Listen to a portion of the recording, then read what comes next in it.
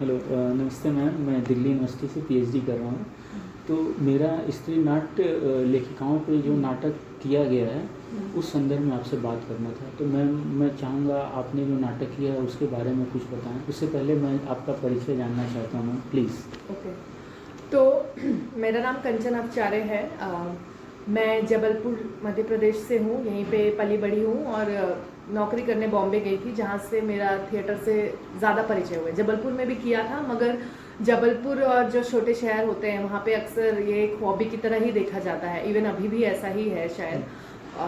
तो मैं जब बॉम्बे गई और मैंने देखा कि थिएटर को जो रिस्पेक्ट, जो वैल्यू मिल रही है, चाहे फिर वो कोई बड़ा आदमी हो या कोई छोटा हो, सब लोग बहुत ही एक कम्युनिटी की तरह है थिएटर वहाँ पे। स्पेशली पृथ्वी थिएटर जब जाती थी तो वहाँ से थिएटर मैंने ऐसा सोचना शुरू किया कि अब करना है थिएटर। तो मैंने थोड़ा थोड़ा करके मेरी जो जॉब थी उससे टाइम निकाल के, मैं जॉब कर रही थी वहाँ पे, मैं जॉब के लिए गई थी बॉम्बे, वहाँ से निकाल के टाइम मैंने थिएटर को दिया और फिर इवेंचुअली जॉब छोड़ के मैं पूरी तरीके से थिएटर मैंने बॉम्बे में शुरू किया 2016 में।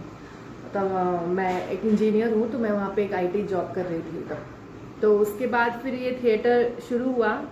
तो मैं मेरा जो पहला नाटक मैंने किया था वो भी निर्भया केस जो हुआ था 2012 से मैंने काम शुरू किया था। 16 में नौकरी छोड़ी थी, तो 12 में मैंने पहला अपना स्ट्रीट प्ले किया था। मुंबई पुलिस और प्रिया दत्त के साथ हमने ऑर्गेनाइज किया था। निर्भया की जो कांड हुआ था दिसंबर 2012 में, तो वो मेरा पहला एकदम, जहाँ कहा जाए कि एक्सपोजर था टोटली, कि घर से बाहर है और बिल्कुल लोगों के बीच में है और कुछ कर रहे हैं, वो उस टाइम हुआ था। और वो बहुत ही, और मैं नेचर से भी थोड़ी फेमिनिस्ट काइंड हूँ, तो मुझे लगता है वो टाइम, उस टाइम जो गुस्सा और जो भी था अंदर, वो सब उस नाटक के थ्रू हमने निकाला था। और हमने फिर उसके कुछ शोज़ भी किए, हम कई बहुत दूर दूर जगह जाके शो किए। और मैंने देखा कि कैसे वो 15-20 मिनट के नाटक में, क्योंकि वो नुक्कड़ नाटक था तो लंबा नहीं था, कैसे लोग रो रहे हैं उसे देख के, मतलब, और वो भी बिना लैंग्वेज, कम लैंग्वेज हमने यूज़ किया था, मोस्टली नॉन वर्बल था। क्योंकि जब आप नुक्कड़ नाटक करते हो तो आपकी इमेजेस, बॉडी लैंग्वेज, वो सब, क्योंकि दूर से दो लोग देख रहे हैं, कई बार सुन नहीं पाते हैं क्योंकि रोड में हो रहा है। तो वहाँ से फिर वो मुझे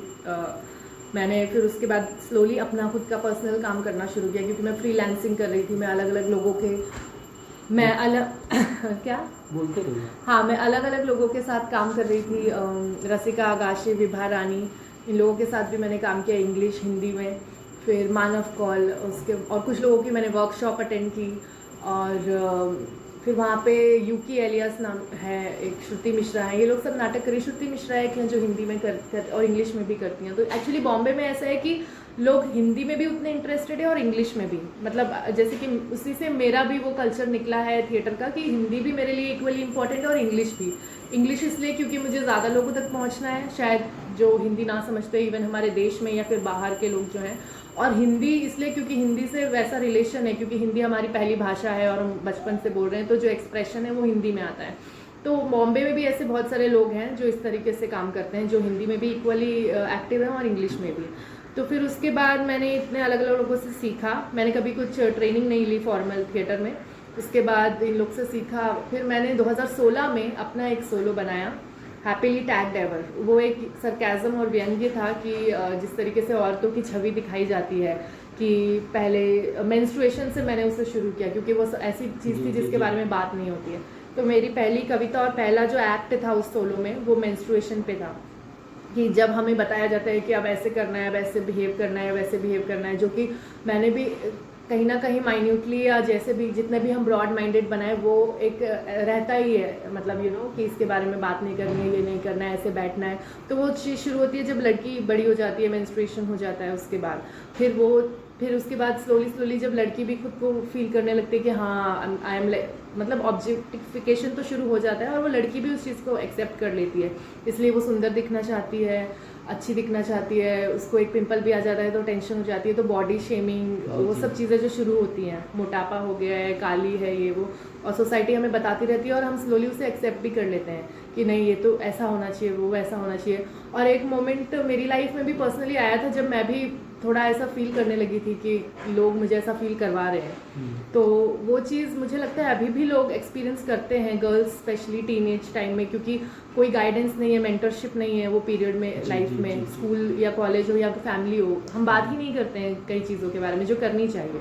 तो वो सब था उस नाटक में, body shaming, slut shaming, even अगर आप लड़के से दोस्ती कर रहे हो, सो वो सब हमारे टाइम पे तो बहुत ज़्यादा चीज़ें ऐसे इशू थे।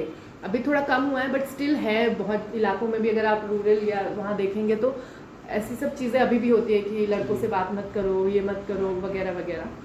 तो फिर उसके बाद शादी उसमें जो नाटक में जो जर्नी थी, शादी के बाद फिर माँ बन गए। फिर उसके बाद जब एज हो रही है उसके बाद जो सब उतर रहा है और फिर अब कोई पूछ नहीं रहा है, तो वो एक जो डिलेमा होता है एक औरत का, तो वो सब मैंने जर्नी के जैसे दिखाया था पोइट्री के थ्रू कि कैसे। और फिर एक मोमेंट भी था कि लड़की ब्रेक थ्रू भी करती है, तो वो बताती है कि उसे क्या चाहिए क्या नहीं, तो वो सब कविताओं के थ्रू हमने उस नाटक में किया था। तो लास्ट मोमेंट में मुझे 1-2 लोगों ने ज्वाइन किया था जिन्होंने मुझे लाइटिंग वगैरह में हेल्प कर दी थी। म्यूज़िक सब मैंने सिलेक्ट करके बनाया था, और वो टोटली मतलब मेरा फिर जो पैटर्न है काम करने का वहाँ से शुरू हुआ कि लिटरेचर भी है, थोड़ा म्यूज़िक भी है, विजुअल्स भी है, तो मोर फिजिकल थिएटर जैसे, ये कंप्लीट थिएटर जैसे, जैसे नाट्य शास्त्र में भी इन सब अलग अलग चीज़ों की बात होती है, तो वो चीज़ शुरू से मैंने उस पर ध्यान दिया।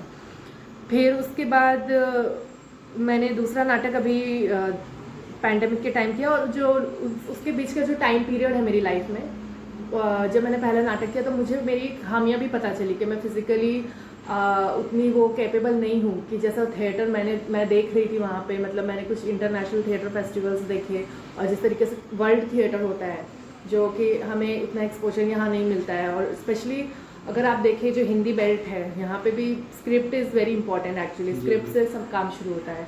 तो केरला में भी ऐसा है, मगर बहुत सारे एक्सपेरिमेंटल चीज़ें साउथ में बहुत होती हैं, वो मैंने जाके देखा वहाँ जाके कि ऐसा ऐसा है। तो इसलिए मैंने अपनी खामियां देखी कि मैं फिज़िकली थोड़ी उसमें वीक पड़ रही हूँ। तब मैंने कलरीपयट्टू सीखने का सोचा, कहीं से पता नहीं मुझे कैसे किसी के थ्रू कुछ लीड मिला, और मैं केरला गई कुछ टाइम के लिए। मैं शुरू में 1 ही महीने के लिए गई थी, और वो एक्सपीरियंस बहुत ही अलग था, क्योंकि हमने थोड़ा ग्रोटोस्की और मतलब जो एक्सपेरिमेंटल वर्ल्ड थिएटर में भी हैं उन लोगों की जो कुछ आइडियोलॉजीज़ है उससे हमने, मेरे जो फर्स्ट टीचर थे वो ग्रोटोस्की से बहुत प्रभावित थे, तो हमने बहुत एक्सरसाइजेज बहुत काम वहाँ से शुरू किया। उसमें योगा भी था, कलरीपयट्टू भी था। फिर मुझे कहीं ना कहीं स्ट्राइक हुआ कि मैं जो सोच रही हूँ कि पढ़ना है थिएटर या बाहर जाना है या कुछ भी करना है, हमारे पास ही इतनी सारे रिसोर्सेज हैं, चाहे फिर वो योगा हो, कलरीपयट्टू, और ये सब जो बड़े बड़े लोग भी हैं, चाहे वो स्टेनिस्लॉवस्की हो या ग्रोटोस्की हो या कोई भी पीटर ब्रूक हो, कोई भी हो, सब लोग कहीं ना कहीं इंडिया आए हैं या उन्होंने इंडिया से लिया है अपने थिएटर का जो भी ग्रेटनेस या रिचनेस उनको मिलता है। और योगा से तो ऑलमोस्ट सभी लोग प्रभावित हैं कि वो जो प्रेजेंस का जो थिएटर में हम बोलते हैं बीइंग इन द मोमेंट, वो सब चीज़ें मैंने जब समझना शुरू किया तो फिर मैं ज़्यादा टाइम केरला में रुक गई। फिर मैंने वहाँ कथकली सीखना भी शुरू किया। तो मैं कथकली तो उतना नहीं सीख पाई क्योंकि कुछ मेरा पाँव फ्रैक्चर हो गया था बीच में, तो वो सब मैं नहीं कंटिन्यू कर पाई।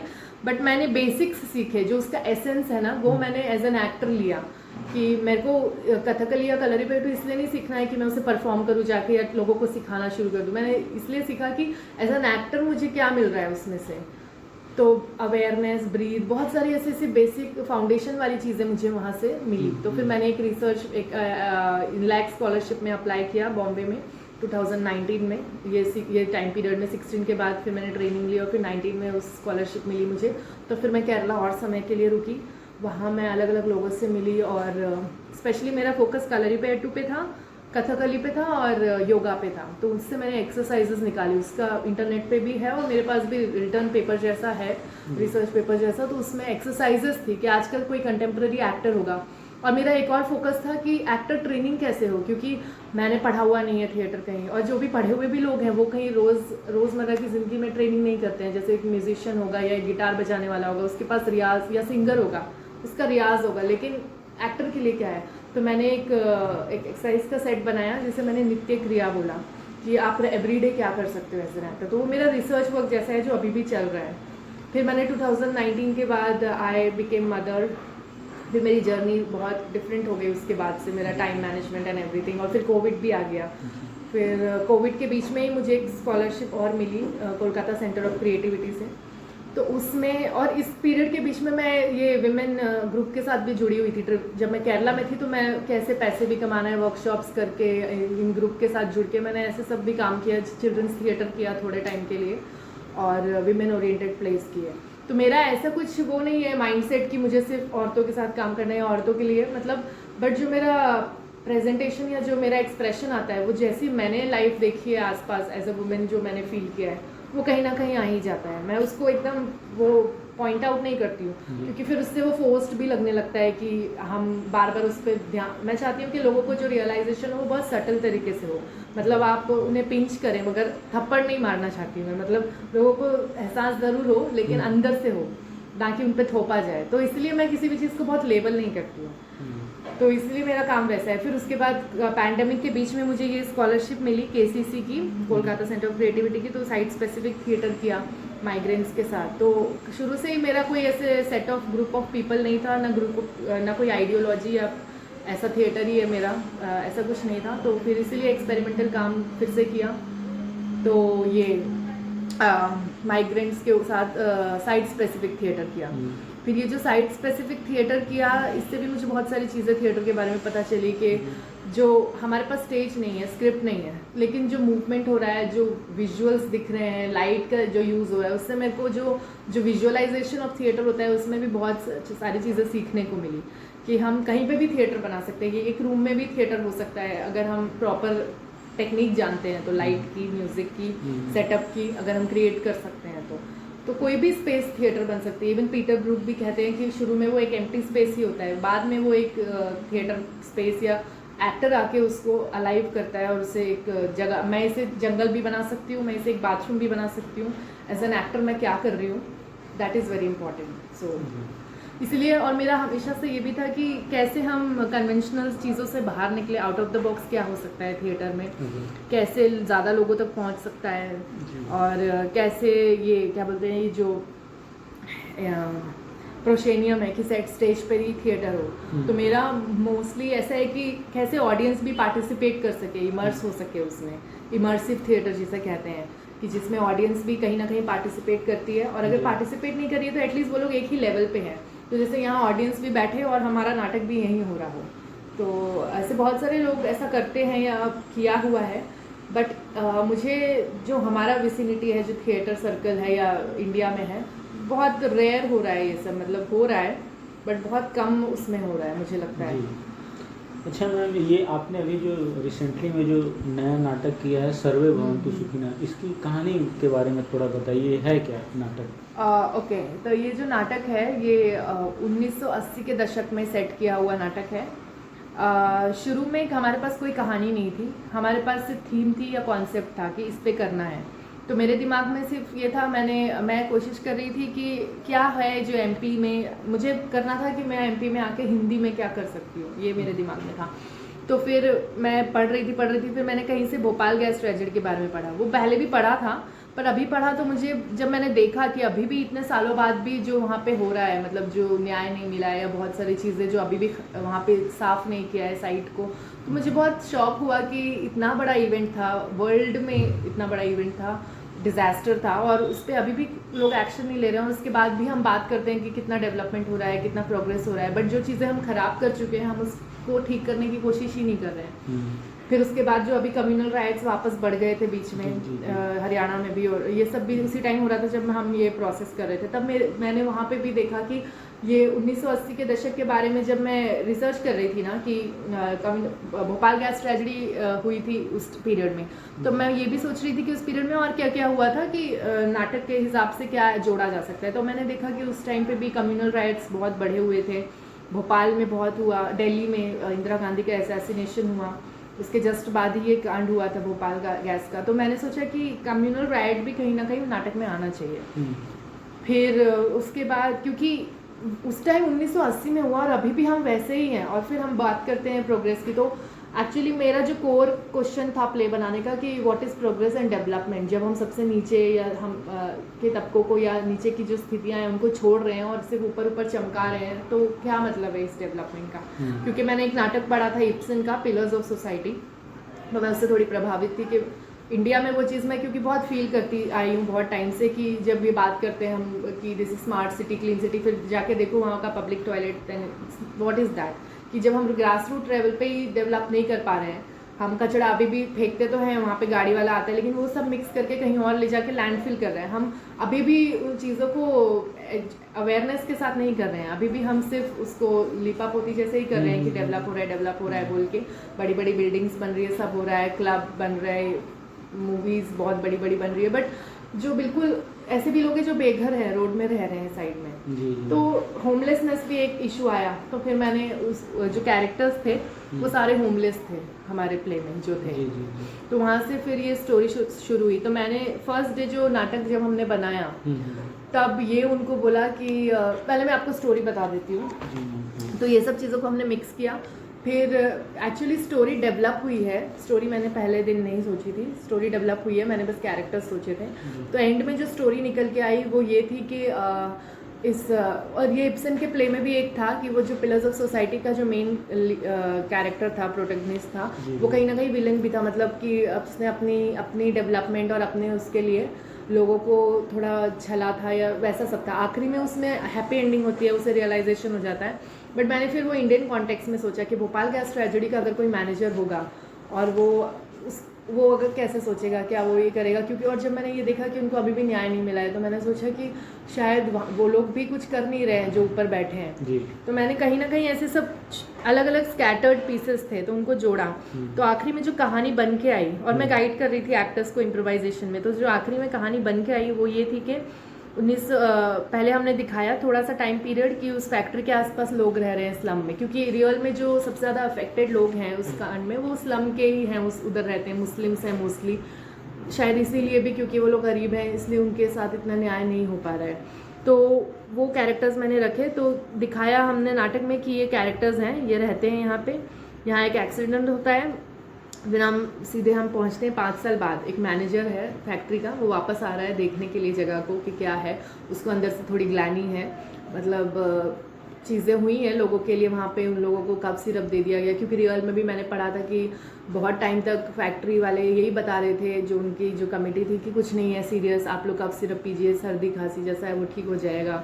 ऐसा मैंने देखा और पढ़ा उनकी वेबसाइट्स में, जो उनकी एक्टिविस्ट लोगों ने जो सब कुछ बना के लिखा है। भोपाल गैस अपील नाम की भी एक वेबसाइट है, तो उन सब में मैंने पढ़ा उसके बारे में। तो हमने वो भी चीज़ डाली कि लिपापोती होके इनको दे दिया है, मगर ये अंदर बीमार हैं अभी भी, क्योंकि अभी भी साइट क्लीन नहीं हुई है।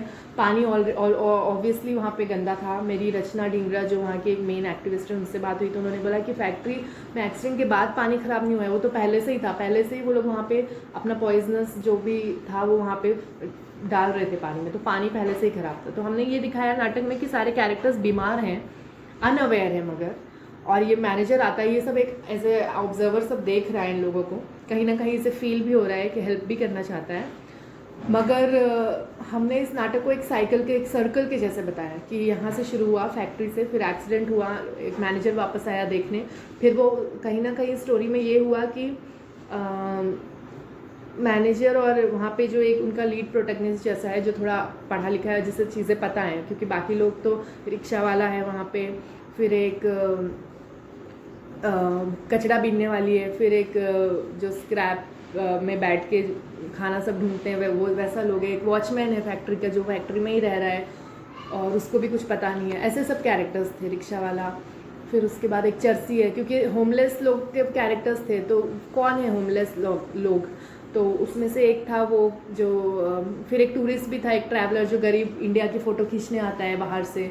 तो ऐसे सब कैरेक्टर्स थे, उनका आपस में ऐसे कोई वो नहीं था स्टोरी, बट वो कैरेक्टर्स थे जो उस सिचुएशन में थे एक साथ फंसे हुए, और मोस्टली सब अनअवेयर। सिर्फ ये जो प्रोटैगनिस्ट था जो पढ़ सकता था, जो नौकरी ढूंढ रहा है, मतलब हमारे जैसे जो लोग नहीं होते जो थोड़ा कुछ करना चाहते हैं सोसाइटी के लिए, या जो थोड़े पढ़े पोइट्री में हैं, या थोड़े से रोमांटिक एक्टिविज़म में हैं कि चीज़ें बदल सकती हैं टाइप का एटीट्यूड, वैसा टाइप का एक आदमी, और वो मैनेजर की बात होती है। और आखिरी में नाटक में क्या होता है, एक साइकिल की तरह है कि आखिरी में वो लोग चलो ठीक है हम कोशिश करेंगे, क्योंकि आप मैनेजर थे यहाँ पे तो शायद आपकी रीच हो, हम शायद यहाँ सफाई करवा सकते हैं या इनको हटा के कहीं और प्लेस कर सकते हैं, इन्हें जॉब दे सकते हैं, ये सब चीज़ें डिस्कस होती हैं। और फिर आखिरी सीन में दिखाया जाता है कि कहीं ना कहीं अनाउंसमेंट हो रही है कि डेवलपमेंट वापस आ रही है इस एरिया में, फैक्ट्री वापस खुलेगी, लोगों को रोज़गार मिलेगा, और इस बात से ये नाटक एंड होता है। और ये लोग जो हैं बैठे हुए हैं, ये लोग तालियां बजा रहे हैं, खांस भी रहे हैं और तालियां भी बजा रहे हैं कि हाँ हाँ लड्डू बट रहे हैं उनको।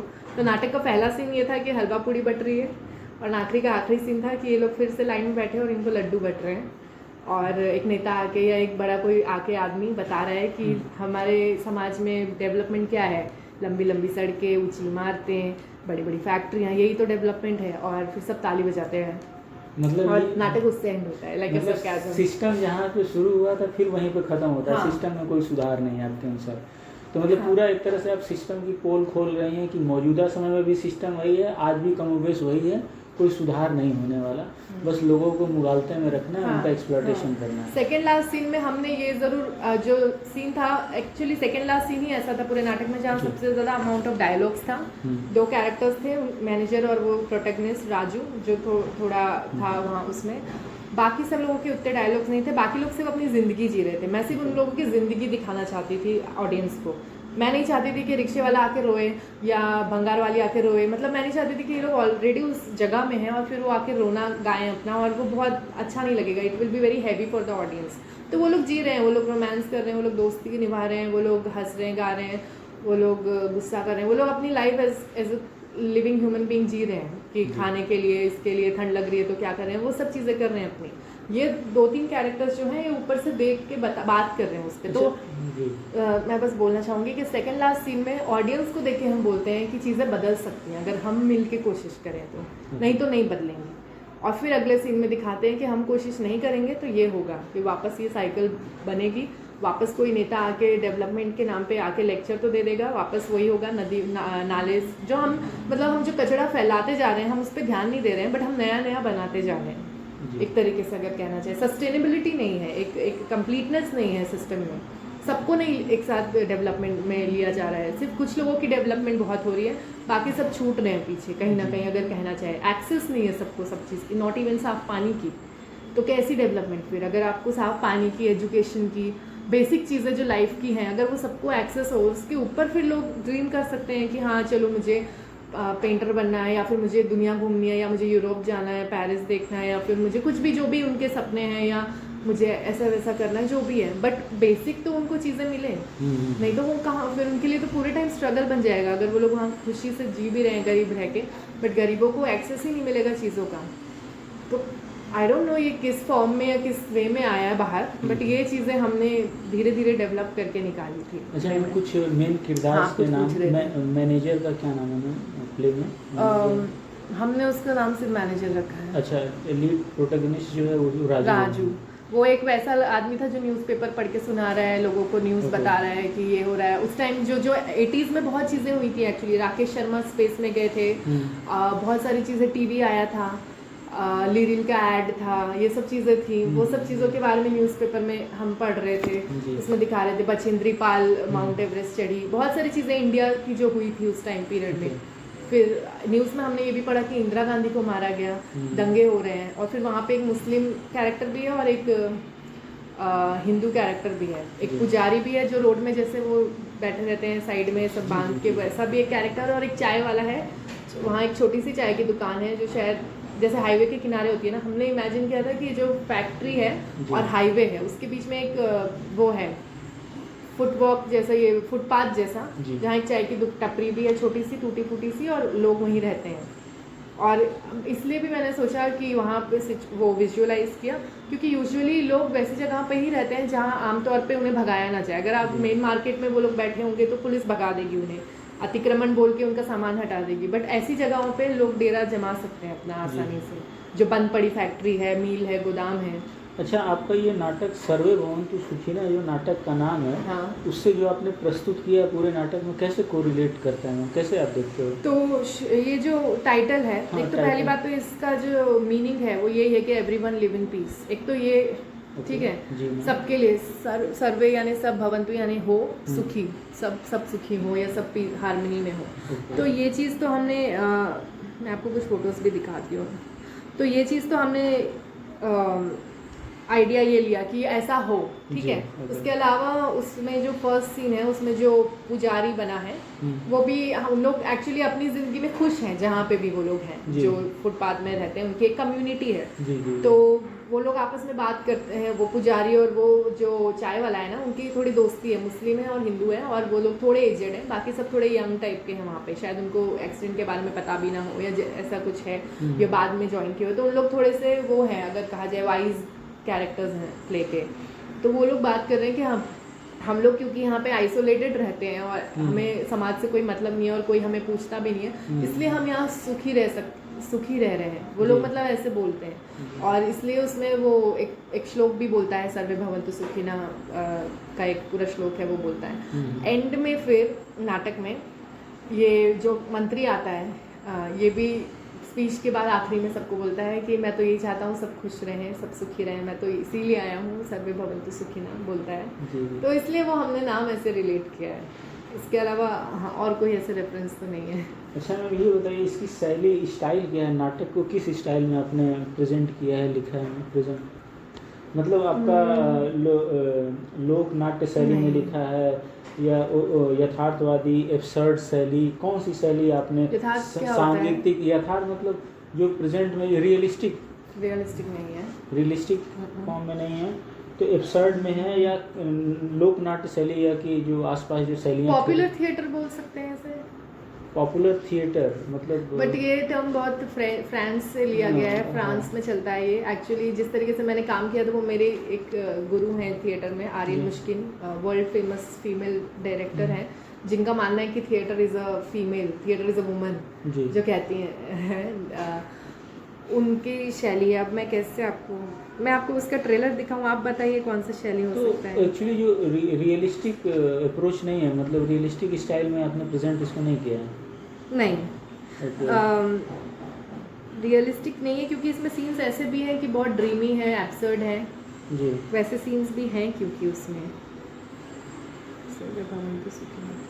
जी। एक्चुअली एक प्लेलिस्ट है, मैं आपके साथ शेयर भी कर दूंगी, इसमें हमने रिहर्सल और सब चीज़ें डाली। कभी नौकरी लगेगी ना कभी लॉटरी लगेगी।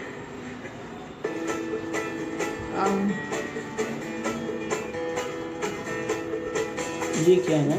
ये टीजर है छोटा सा नाटक का। अच्छा नाटक का टीजर है।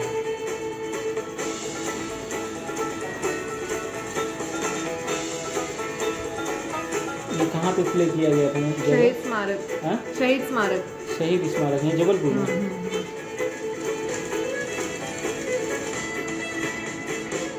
जबलपुर के शहीद स्मारक में प्ले किया गया था ना मैम। आपको क्या लग रहा है देख के किस स्टाइल शैली का है? मैंने कहा ना मैंने थिएटर पढ़ा नहीं इसलिए मुझे नहीं पता मैं क्या बोलूँ। फिजिकल थिएटर बोल सकते हैं, फिजिकल थिएटर नहीं होगा क्योंकि स्क्रिप्ट भी है। देखिए अगर रियलिस्टिक अप्रोच में अगर प्रेजेंट सिनारियो को प्रेजेंट कर रहे हो आप तो उसमें कुछ रियल चीज़ें आ रही हैं। हाँ तो कंटेम्प्रेरी थिएटर तो है। हाँ कंटेम्प्रेरी स्टाइल आप बोल सकते हैं। नेचुरल नहीं है हमारा प्रोसेस, नेचुरल थिएटर जैसा नहीं है। नेचुरल मतलब नेचुरलिस्टिक एक्टिंग नहीं है कि लोग बैठ के बहुत देर बात कर रहे हैं, बहुत साइकोलॉजिकली हमने उसे नहीं किया।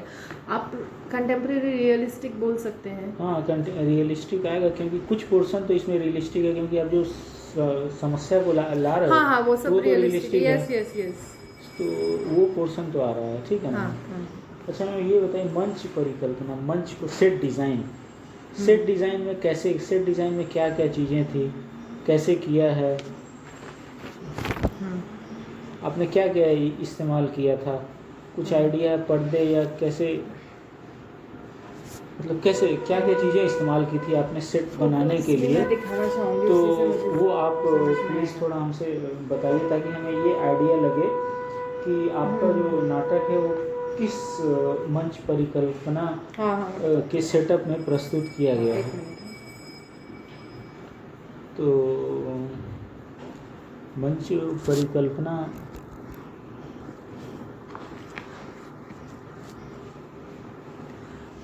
तो पहले कौन सा सीन, तो जैसे कि जो नाटक है वो एक्चुअली मैं नहीं चाहती थी कि बार बार सेट चेंज हो, ठीक है। वो मैंने पहले ही सोच के रखा था कि कुछ चीज़ें मैंने पहले से डिसाइड कर रखी थी, बाकी चीज़ों का पता नहीं था।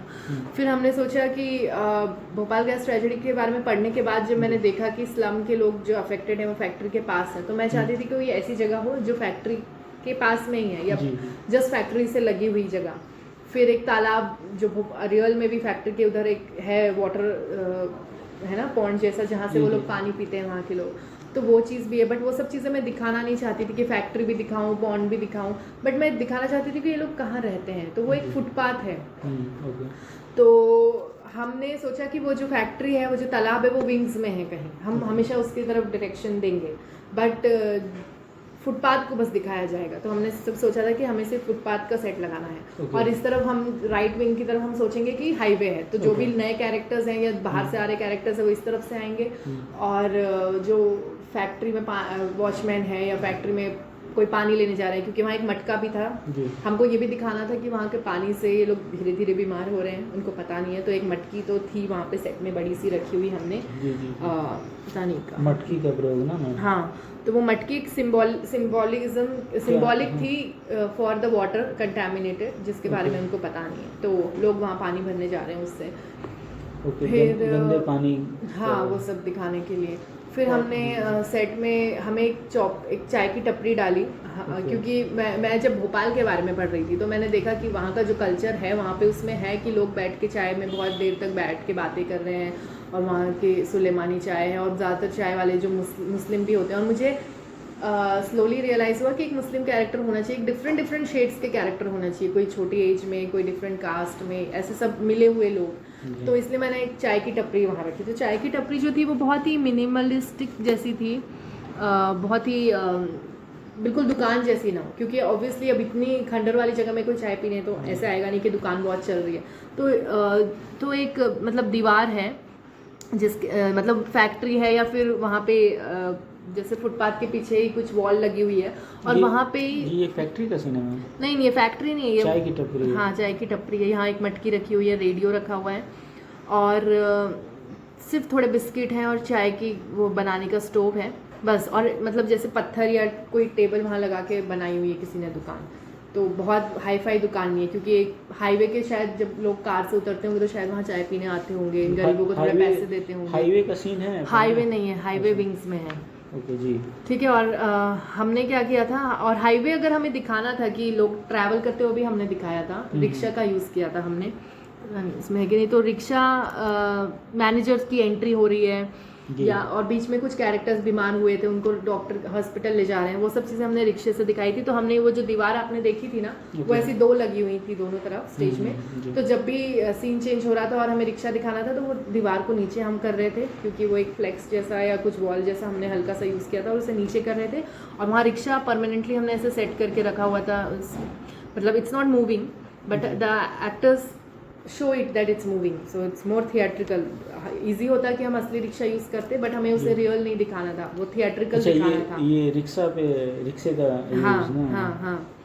तो वहाँ हमने इसे दिखाया कि रोड है या हाईवे है या towards going to the hospital. Original में ये रिक्शा नहीं है? नहीं, ये प्लेटफॉर्म से उसमें हमने एक रिक्शे का वो लगाया हुआ है, और थोड़ा उसे डेकोरेट किया जैसे रिक्शे वालों का होता है पीछे का, ओके वैसा। और पेड़ हमने थोड़े से वहाँ पे लगा दिए थे। कट आउट है रिक्शे का? कट आउट नहीं है, प्लेटफॉर्म्स हैं, मतलब टेबल्स हैं 2 अच्छा, ऐसे स्टूल जैसे। हमने ये वुडन चीज़ें यूज़ की हैं, ये 3D है, आई मीन ये कट आउट नहीं है। ओके। रिक्शे का हैंडल है ये, थोड़ा सा चमकीला सब लगाया है रिक्शे में, जो ऐसे पीछे जो वो होता है सर पे। जी। तो इट्स नॉट कटआउट नहीं, हमने किसी में भी ऐसे कटआउट यूज़ नहीं किया है। और उसके बाद फिर हमने, क्योंकि ये कैरेक्टर्स बैठे भी हैं वहाँ पे जो भी एक्शंस हो रहे हैं, तो हमने एक चौपाल जैसा बनाया कि लोग आपस में आके बैठे। तो हमने सेट ज़्यादा नहीं बनाया है, सेट में बहुत हल्का है हमारा। और ऐसी चीज़ें हैं कि आप कहीं शो करने जाएंगे तो वहाँ पे जो ऐसे प्लेटफॉर्म्स जो अवेलेबल होते हैं ना, ब्लॉक्स वुड के या ब्लैक वाले स्टूल्स जो होते हैं, टेबल्स होते हैं, उसी से हम चौपाल बना सकते हैं। हमारा रिक्शा का सेटअप भी बहुत ईजी है बनाना, सिर्फ हमको वो चाहिए और प्लेटफॉर्म्स चाहिए, और जो वॉल्स गिर रही उठ रही हैं वो भी हम ट्रैवल कर सकते हैं इजीली। और मटकी है, और कुछ इनकी जो प्रॉपर्टीज़ हैं वहाँ पे। और रेडियो मैंने कुछ शुरू से नाटक में ना, मैंने शुरू से इसमें नहीं है, कोई दूसरी जगह लिखा था, शुरू से ही मैंने नाटक में ना ऐसा सोचा था कि कुछ चीज़ें जो एक मेटाफर की जैसे होंगी, सिंबॉलिक होंगी। तो उसमें से एक रेडियो भी था, मटकी था, रेडियो था। रेडियो और मटकी का सिंबॉलिक प्रयोग किया ना? हाँ। तो रेडियो किस लिए मैम इसका? हाँ, तो अब बहुत ये सब जो कैरेक्टर्स हैं ना, ये लोग अपनी ज़िंदगी जी रहे हैं। अब ऑडियंस को थ्रेड कैसे मिलेगा कि स्टोरी कैसे आगे बढ़ रही है, ठीक है। अभी कोई आके वहाँ पे खाना खा रहा है और फिर अगले सीन में वहाँ 2 लोग बैठ के बात कर रहे हैं या चाय पी रहे हैं, तो कैसे थ्रेड मिलेगा? मतलब ये लोग कैरेक्टर्स में से कोई भी अपनी स्टोरी नहीं बता रहा है। ओके। ये लोग सिर्फ अपनी लाइफ जी रहे हैं वहाँ पे, जी, ठीक जी, है, जी। अनअवेयर कि दे आर अनहेल्दी या गेटिंग सिक और फैक्ट्री से डेंजरस केमिकल्स आ रहे हैं, वो सब उनको नहीं पता है, जी। ठीक है। तो इसमें कपल भी है, रोमांटिक सीन भी हो रहा है, दो हिंदू मुस्लिम फ्रेंड्स हैं, लड़ रहे हैं, बात कर रहे हैं, आपसी भाईचारा भी दिखा रहे हैं। तो ये लोग कहानी नहीं बता रहे, तो कैसे पता चलेगा कि क्या हो रहा है, तो इसलिए हमने रेडियो रखा। तो I was the narrator who was, तो हाँ पहले मेरे ऐसे विजुअलाइज किया था कि कहीं एक प्लेस हो जहाँ पे रेडियो पे थोड़ा लाइट आए, बट वो हम कर नहीं पाए, शायद आगे चल के कर पाएँ। अच्छा। तो मैं विंग्स में थी और मेरे साथ म्यूजिशियन भी थे हारमोनियम पे, और अच्छा, मैं मैम आप सूत्रधार का काम कर रहे थे क्या? हाँ, मगर सूत्रधार रेडियो था। तो मैं अच्छा, जब भी बोल रही थी तो मैं बोल रही थी हम आकाशवाणी से बोल रहे हैं, अभी अभी खबर मिली है कि भोपाल में, भोपाल का नाम भी हमने ज़्यादा यूज़ नहीं किया, गंगा ताल जो एक तलैया है उसके बाजू वाली फैक्ट्री में अचानक रसायन का रिसाव हो रहा है, सब जगह लोग मर रहे हैं, ऐसे सब बता रही थी। फिर उसके अगले सीन में फिर मैं ये भी बोल रही हूँ कि हम तो घर में बैठे हैं, कुछ मैंने पोइट्री यूज़ की कि हम तो बैठे हैं अपने घर में चाय पी रहे हैं, लेकिन बहुत सारे हमारे साथी ऐसे हैं जिन्हें अतिक्रमण हटाने की वजह से रोड में सोना पड़ रहा है। और फिर मैंने कुछ कविताएं बोली, मैंने निदा फाजली की, मतलब रेडियो बन के ही सब बोला मैंने। ओके। तो मैंने एक पोएम बोली कि दुष्यंत कुमार की कि कहाँ तो तय था चिरागा हर घर के लिए और कहाँ चिराग मैसर नहीं शहर के लिए, तो वो सब मैंने कहा। उसमें बीच बीच में मैंने इंसर्ट करने की कोशिश की कि एक थ्रेड बने। जी। तो 5 से 6 जगह एवरी सीन चेंज में, स्पेशली जब ब्लैकआउट हो रहा है या फिर ब्लैकआउट नहीं है बट कुछ ज़्यादा मूवमेंट नहीं है, सिर्फ स्लोली लाइट आ रही है, तब जी। हम रेडियो का यूज़ कर रहे हैं। अच्छा, सीन बदलने के लिए आप ब्लैक आउट का प्रयोग किया आपने? हाँ, ब्लैकआउट का यूज़ किया। बहुत ही छोटे ब्लैकआउट्स थे क्योंकि सेट चेंज नहीं था, सिर्फ वो म्यूज़िक और नरेशन हमने डाला कि 5 साल हो गए हैं या जो भी हो गया है। और शुरू भी शायद नाटक की शुरुआत में भी रेडियो ही से ही हुई, जिसमें मैं बोल रही हूँ कि लोग अपने घरों में ये इसके बारे में बोल रही हूँ, ये कहाँ गया, आकाशवाणी से नाटक की शुरुआत आकाशवाणी हाँ से हाँ होती है। हाँ, मैंने यहाँ से शुरू की। आज हम बात कर रहे हैं आपसी प्यार, कौमी भाईचारे की, और कैसे महीने भर से देश में दंगे हो रहे हैं जी। और गंगा जमनी तहजीब वालों को बनाया जा रहा है निशाना। कई बार अफवाह होती है, सच नहीं होता है, जी। और उन अफवाहों से लोग और दंगे बढ़ जाते हैं, वो सब चीज़ें मैंने कही। और इसके अलावा फिर उस एंड, और फिर मैंने आगे जब बीच में रेडियो की जो न्यूज़ बोली तो मैंने ऐसे भी बोला जैसे हम नाटक को आगे बढ़ा रहे हैं, बट मैंने कहा हम कार्यक्रम को आगे बढ़ाते हैं और अब सुनते हैं राज कपूर का ये गीत। और फिर मेरे जो हारमोनियम में साथी थे वो उसका म्यूज़िक दे रहे थे, तो राज कपूर का कोई गीत बज रहा है, दिल का हाल सुने दिल वाला, या जो भी कुछ है उसका रिदम बज रहा न्यू है। यूज़ है एक तरह से ये, ठीक है ना, सीन बदलते समय। हाँ, और थ्रेड भी है क्योंकि हम बता भी रहे हैं कि अब ये हो रहा है, अब वो हो रहा है, यहाँ पे एक्सीडेंट हो गया है, क्योंकि वो कैरेक्टर्स को मैंने बोला है कि आपको नहीं बताना है खड़े होके कि आपकी लाइफ में प्रॉब्लम है, नहीं तो पीपल आर नॉट इंटरेस्टेड कि कोई आके जब रोता है, जब कोई हंसते हुए बोलता है कि मेरी लाइफ में प्रॉब्लम है, तब हमें ज़्यादा इंटरेस्ट होता है क्योंकि हम उसके एक्सट्रीम इमोशन को फील कर सकते हैं। तो इसमें एक सीन था, वॉचमैन का एक कैरेक्टर था, तो मैंने अपने एक सोलो प्ले में भी वॉचमैन का कैरेक्टर किया था, तो मुझे वॉचमैन के कैरेक्टर से बहुत लगाव है कहीं ना कहीं, और रेडियो से भी, रेडियो का एक्सपेरिमेंट जो है। तो इस वॉचमैन का कैरेक्टर को मैंने ऐसे सेट किया था कि ये इसको नहीं पता है, ये एक्सीडेंट के बाद आया है शायद, ज्वाइन किया है जब फैक्ट्री बंद हुई, तो इसे वॉचमैन रखा गया है और इसको सुबह भी ड्यूटी पे लगाया जाता है, दिन में, और रात में भी ड्यूटी पे लगाया जाता है। बहुत एब्सर्ड सा सिचुएशन है क्योंकि रियल लाइफ में शायद ना होता हो, बट एक्सट्रीम दिखाने के लिए मैंने ये सिचुएशन सोचा कि ये दिन में भी जॉब करता है वहाँ पे, रात में भी, और कहीं दूसरे गाँव से आया हुआ है। और इसका एक सीन था सोलो टाइप का नाटक में, जिसमें ये बैठ के अपनी माँ की चिट्ठियाँ देख रहा है और बोल रहा है कि घर में पैसे भेजने थे मगर नहीं कर पा रहा है, और फिर बताना शुरू करता है कि मैं यहीं पे हूँ, दिन और रात यहीं खाता हूँ, यहीं हकता हूँ, यहीं सोता हूँ, यहीं सब करता हूँ, और मेरा काम ही ऐसा है, सुबह भी देखो रात में भी देखो। और फिर अचानक बोलता है कि साहब ने 1 रुपया नहीं दिया है अभी तक, मेरा सब पैसा फंसा हुआ है। और फिर बोलता है कि हाँ, टाइम पे सिरप देता है हम सबको, और व्यंग की तरह है, और फिर हंसने लगता है ये बोल के, और फिर उसने अपना पूरा मोनोलॉग हंसते हुए बोला है आखिरी तक, और लोगों को इतना टच किया है उसको, क्योंकि मैंने वो कॉन्ट्रास्ट का यूज़ किया कि आप बता रहे हो अपनी दुख भरी कहानी, लेकिन रोते हुए नहीं, हंसते हुए। क्या आप एक मिनट पॉज करेंगे, 1 मिनट? एक्टर्स के बारे में भी पैरेलली बताती जा रही हाँ हूँ मैम, आप। कैरेक्टराइजेशन अगला। अच्छा ओके, अच्छा। तो हम बात कर सकते हैं उसके लिए। जी मैम। फिर ये जब कुछ कुछ कैरेक्टर्स थे ना, मैंने पहले से सोच के रखे थे और इन लोगों ने किए भी। मतलब फर्स्ट डे जब हम पहुंचे रिहर्सल करने, जुलाई का एंड था वो, हमने 1 ही महीने में नाटक तैयार किया है ये वाला पूरा स्क्रैच से। तो जुलाई एंड में मैं पहुंची रिहर्सल में और मैंने इनसे कहा कि आप लोग रोड पे हैं, ठंड का टाइम है, रात का। मैंने क्योंकि भोपाल का वो दिसंबर में हुआ था, तो वैसे ही सोच के मैंने कहा कि बहुत ठंड है, आप लोग बेघर लोग हैं, आप कुछ भी बन जाइए, कोई भी कैरेक्टर, और एक छोटा सा मुझे दिखाइए कि आप कैसे ठंड से बच रहे हैं या क्या कर रहे हैं उस टाइम पे आप लोग, जब रात के 10-11 बज रहे हैं तो क्या करते होंगे वो लोग। तो उन्होंने इम्प्रोवाइजेशन किए, तो कोई रिक्शा वाला बना। तो पहले कुछ कुछ और कैरेक्टर्स भी थे, कोई सब्जी वाला, ऐसे सब भी थे, बट वो एंड में नहीं आए। अच्छा ही हुआ एक्चुअली, क्योंकि कुछ कुछ फिर रिपीटेटिव भी हो जाते हैं। तो एक रिक्शा वाला आया जो थोड़ा ड्रंक रहता है, तो उसकी स्टोरी फिर बाद में पता चलती है, क्योंकि उन लोगों ने तो सिर्फ इम्प्रोवाइजेशन किया कि ये ड्रंक रिक्शे वाले बन गए। तो फिर मैंने सोचा कि इसे स्टोरी में कैसे लाया जाए। तो फिर मैंने सोचा कि हो सकता है कि इसकी फैमिली सारी मर गई हो उस कांड में, जब वो हुआ था उस दिन, शायद ये नहीं मरा या ये कहीं और गया हुआ था और इसकी फैमिली सब खत्म हो गई।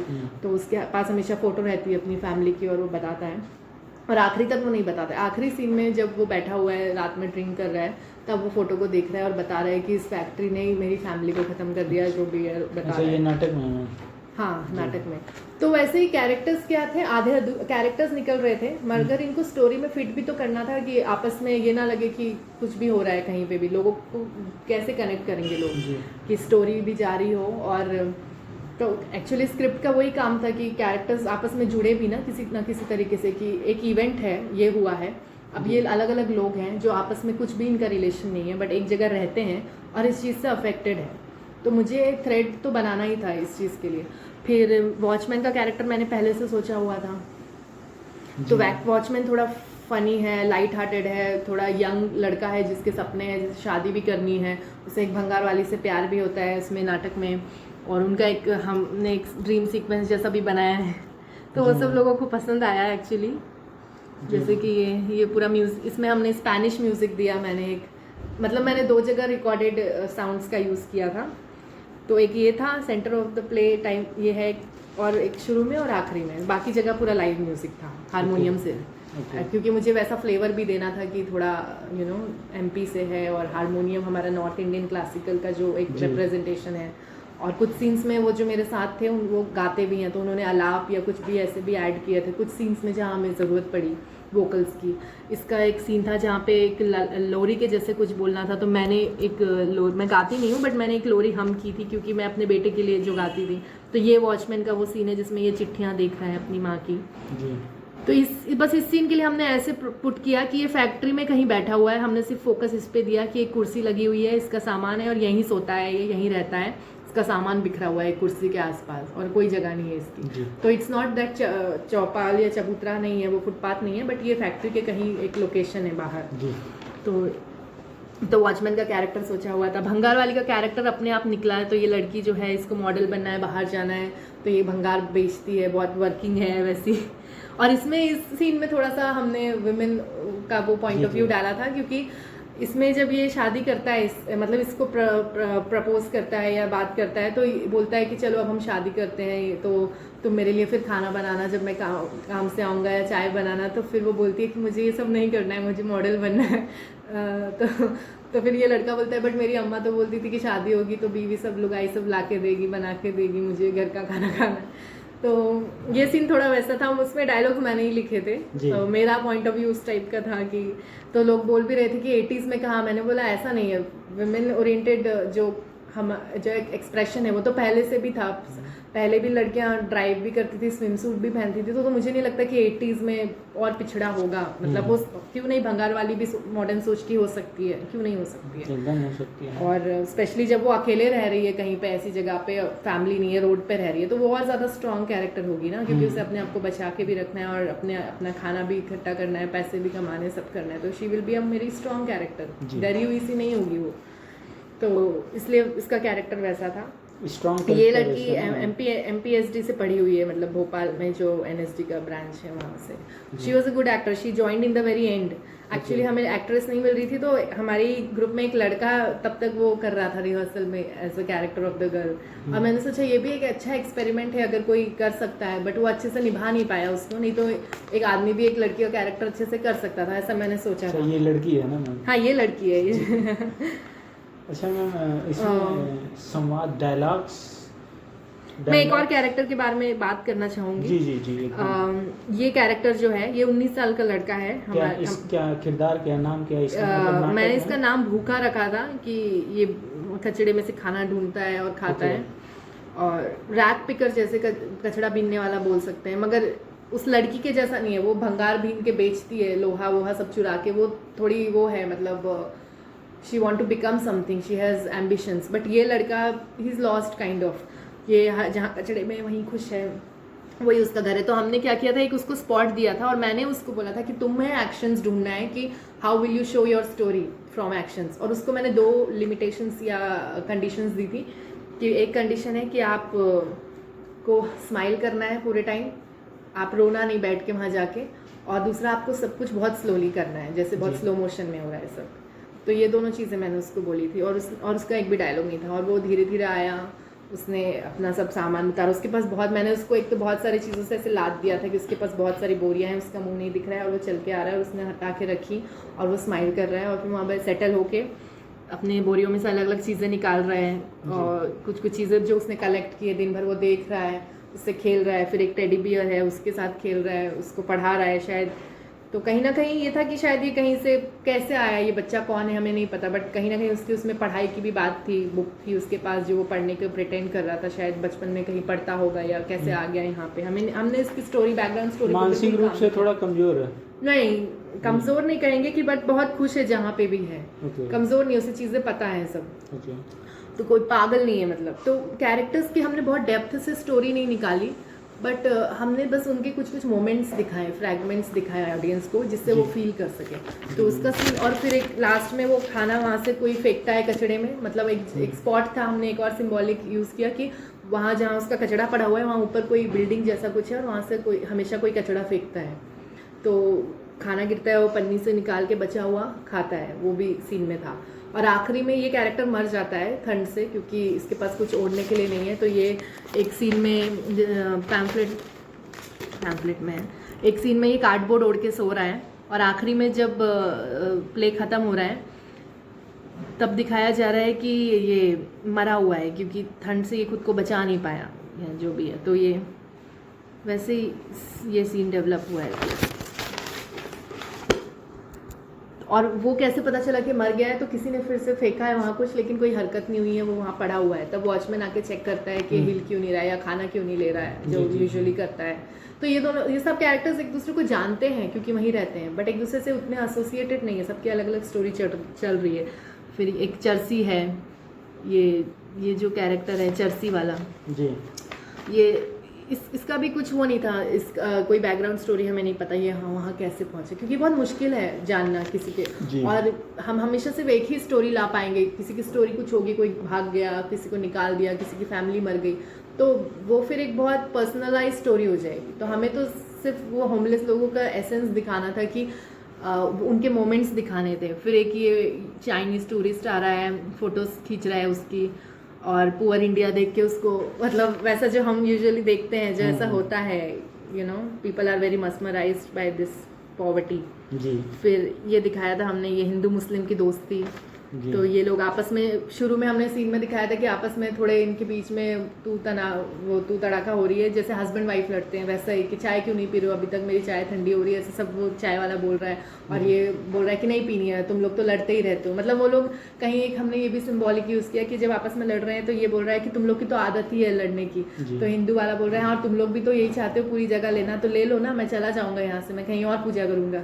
और तो ऐसे लड़ रहे हैं, और यहाँ ये लोग बैठ के, ये लोग देख रहे हैं, ये उसी सीन का है, ये लोग देख के हंस रहे हैं, क्योंकि इनको पता है कि ये तो रोज़ का है। ये लोग आप लास्ट में बैठ के पीने लगेंगे चाय अब साथ में, क्योंकि भोपाल में भी वो चीज़ था कल्चर कि यू नो बहुत इनके बीच हिंदू मुस्लिम्स कम्युनिटीज़ थी जो बात साथ में रहती थी। जो ये दंगे तो अभी खैर ज़्यादा बढ़ गए थे, और फिर अभी भी जो हो रहा है, बट भोपाल में ये चीज़ भी एक थी जो मैंने पढ़ी थी, तो मैंने वो चीज़ ऐड करने की कोशिश की।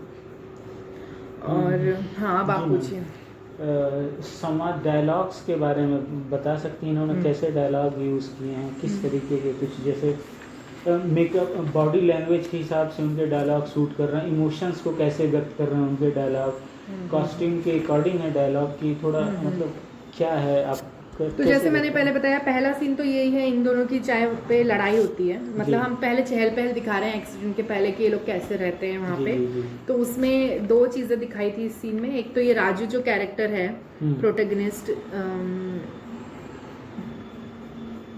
इसमें नहीं है क्या, वो आगे है, एक मिनट, ये राजू है, ठीक है। जी।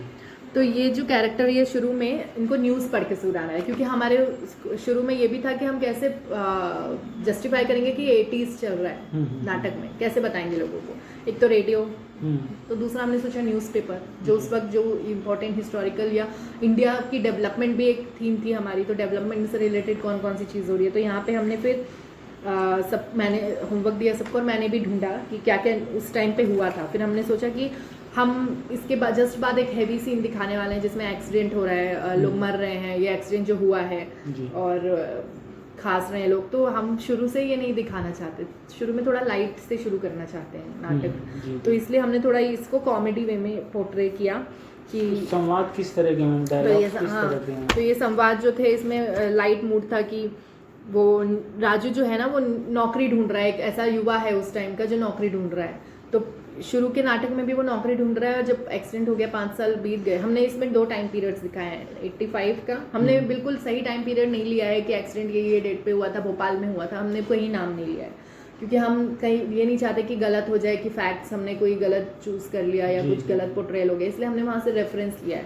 तो हमने 85 दिखाया और 90 दिखाया। तो जो डायलॉग्स हमने रचे हैं, एक तो वो है, और ऊपर से हम ये भी दिखाना चाहते थे कि टाइम पीरियड क्या है और उसका एसेंस क्या है सीन का, ये फनी जाना चाहिए या कैसा होना चाहिए। तो इसीलिए जैसे इसमें ये पढ़ता है कि राजू न्यूज़पेपर की कटिंग्स पढ़ रहा है कि मैं कुछ करता हूँ तो उसे शोषण और अश्लील कहा जाता है। तो वहाँ के जो लोग बैठे हो पूछते हैं, अरे तूने क्या कर दिया? तो राजू बोलता है कि अरे अम्मा मैंने नहीं, राज कपूर ने कहा है ऐसा, उसका एक इंटरव्यू। तो मैंने ऐसे कुछ न्यूज़ देखी थी कि राज कपूर के ऊपर वो राम तेरी गंगा मैली फिल्म आई थी उसी टाइम पे, तो उस पर विवाद हुआ था। फिर यहाँ पे बोल रहे हैं कि भारत ने पहली बार विश्व कप जीता, तो एक आदमी बोलता है इधर तो हमको एक कप चाय नहीं मिलती है ठीक से। फिर तो थोड़ा उसमें व्यंग्य भी था, व्यंग्य हमने ज़्यादा ऐड करने की कोशिश की डायलॉग्स में। एक था कि पहली मेट्रो बनी कलकत्ता में, तो एक आदमी बोलता है और इधर रोड तो नहीं बन पा रही है इन लोगों से, तो वहाँ तो ट्रेन बन रही है। तो ऐसा सब चीज़ का व्यंग्य भी था कहीं ना कहीं।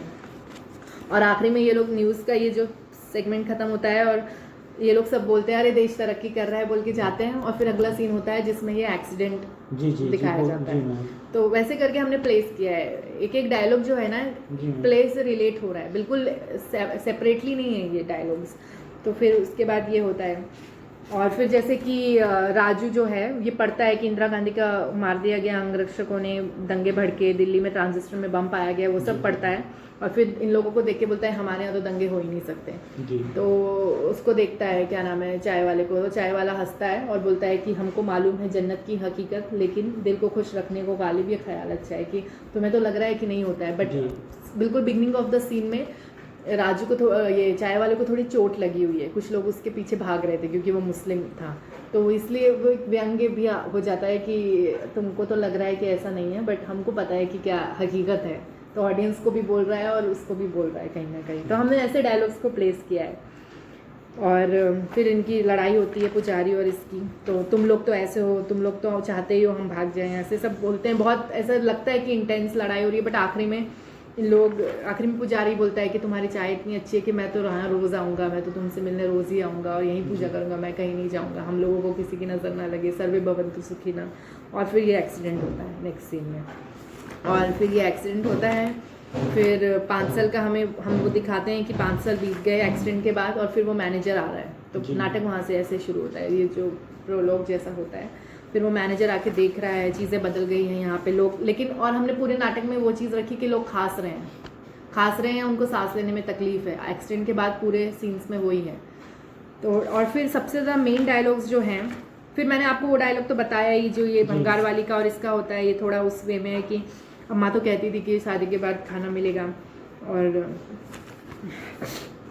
फिर इसमें एक डायलॉग है इसका वॉचमैन का कि हम यहीं रहते हैं, दिन भर यहीं सोते हैं, यहीं सब कुछ करते हैं हम, और हंसते हुए बोल रहा है सब कुछ, और फिर बोलता है कि हम अकेले हो गए हैं, हम बीमार भी हैं, और पूरे टाइम बोलते रहते हैं जागते रहो, लेकिन ये सब वो हंसते हुए बोल रहे हैं। तो उसका जो ब्यूटी है वो उसमें आया है।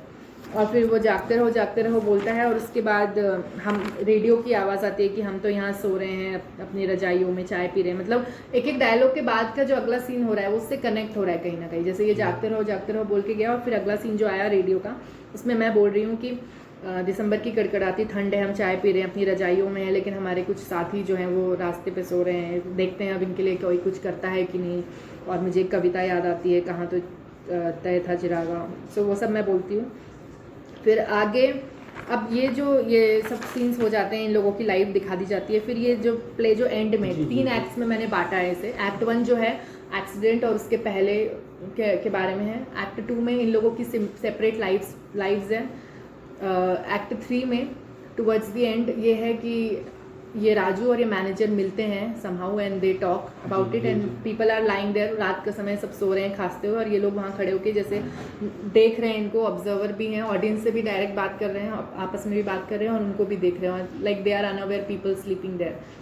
तो कहीं ना कहीं हमारा डिस्कशन भी हुआ था कि ये लोग अपने लिए कुछ नहीं करेंगे। आप क्लाइमेट चेंज की या फेमिनिज्म की या किसी चीज़ की, इन लोगों से बात नहीं कर सकते। इनको आप रोटी देंगे तो ये लोग खुश हो जाएंगे, और ये लोग बोलेंगे कि कुछ खाने का है तो बताओ, अगर कोई नौकरी है तो बताओ। मतलब they are stuck in that survival place, तो you can talk high things to them. तो इसीलिए हमने सोचा था कि हम इनको कहीं नहीं बोलेंगे कि आप डायरेक्ट बोलो ऑडियंस से या अपने डायलॉग्स में कि हमारी लाइफ ख़राब है या कुछ। आप लोग खुश होके जियो, आप लोग पूरे टाइम हैप्पी रहो उसमें।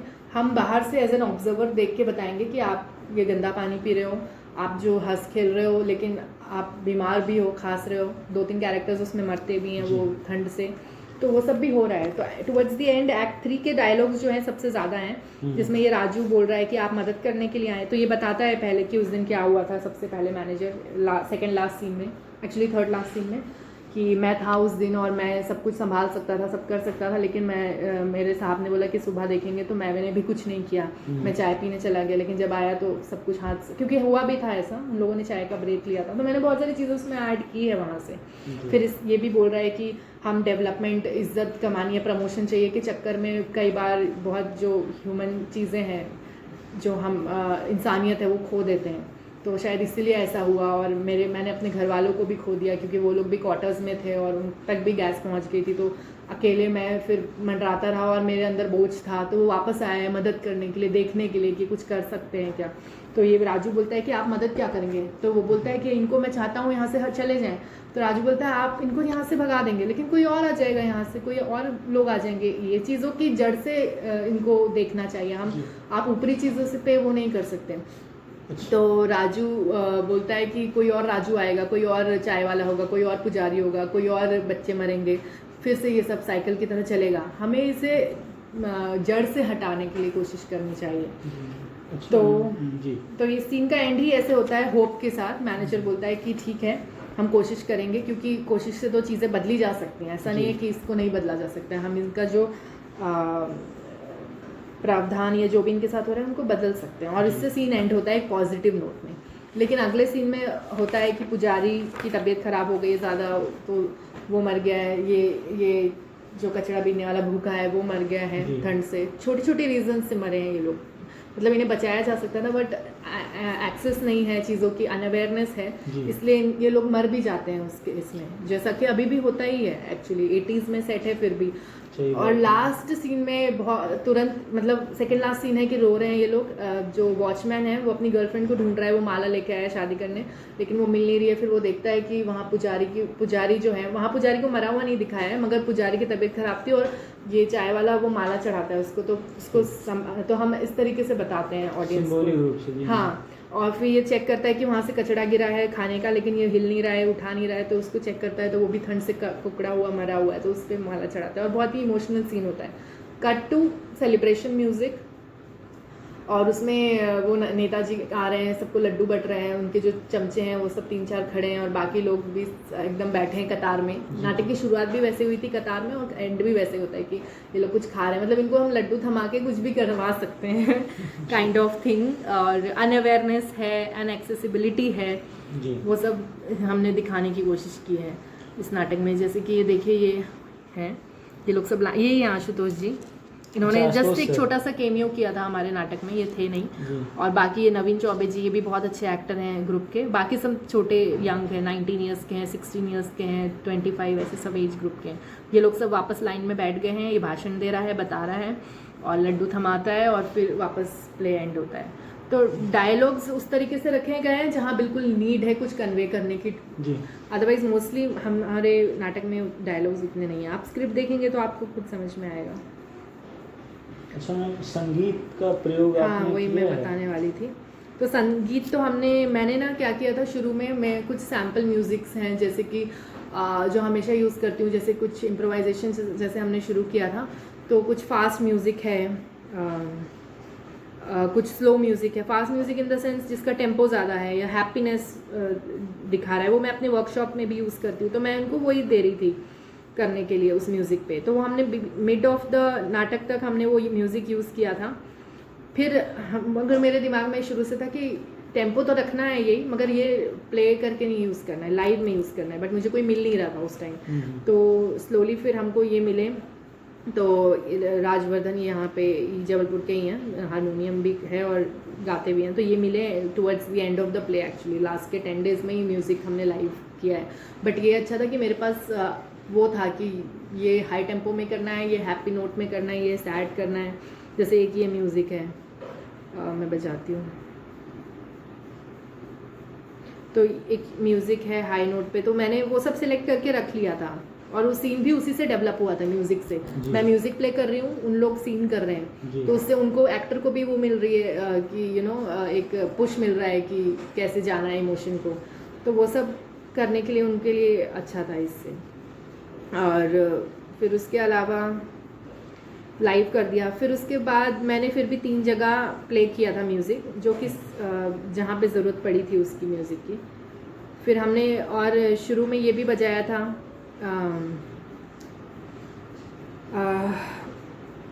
वंदे मातरम। एक कहीं से मुझे एक रेडियो वाला वंदे मातरम मिला था, तो वो मैंने रखा था। जी बहुत ही 80s का वो फील आ रहा था, रेडियो में कैसे गाने बजते हैं और उस टाइम का जो वो है।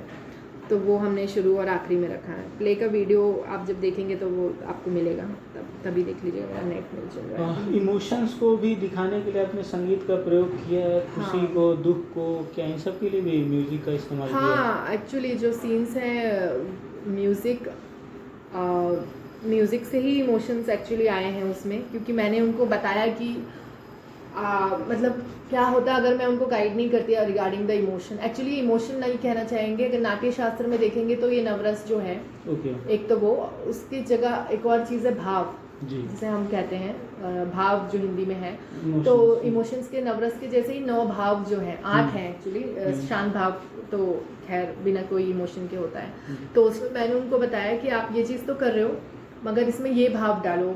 तो या फिर उन्होंने उस भाव को किया तो मैंने उन्हें म्यूज़िक दिया, तो जी। उनको उससे डेवलप करने को मिला सीन। जी तो ये जो सीन्स हमने रखे हैं ये सब उनके उधर से आए हैं, मैं उनको गाइड करती गई हूँ। ओके।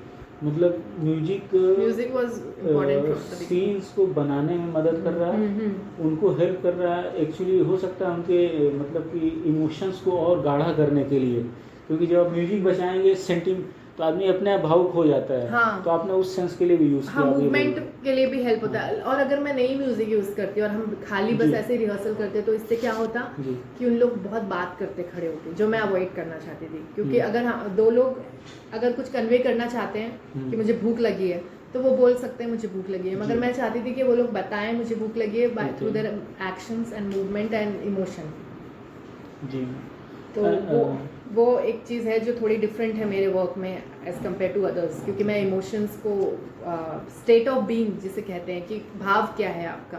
आप जैसे कि ये चाय वाला सीन था, मैंने बोला आप बिगनिंग ऑफ द सीन में चाय बना रहे जी। हो, बट आप जस्ट जाके ऐसे चाय बनाओगे विल बी डिफरेंट, मगर आपके अंदर एक भाव होगा कि आज शायद आप खुश हैं, आज शायद आप दुखी हैं, आज शायद आप थके हुए हैं, आज सुबह शायद आप निराश हैं। कुछ भाव होना चाहिए आप जो भी कर रहे हैं। आपके एक एक्शन को कोई भाव होना चाहिए, नहीं तो वो क्या होगा, बहुत मोनोटोनस और सिर्फ करने के लिए कर रहे हैं लगेगा कि आप जी। तो वो ना प्ले में ऐड होगा, वो सिर्फ एक बोरिंग एस्पेक्ट होगा प्ले का। क्योंकि नाटक के बाद सबने मुझे कहा कि कोई भी ऐसा मोमेंट नहीं था कि उन लोग कुछ और करें, मोबाइल देखें या जाने का मन हो रहा है। दे वर स्टक बिकॉज हर चीज़ में एक भाव था, एक स्टोरी थी।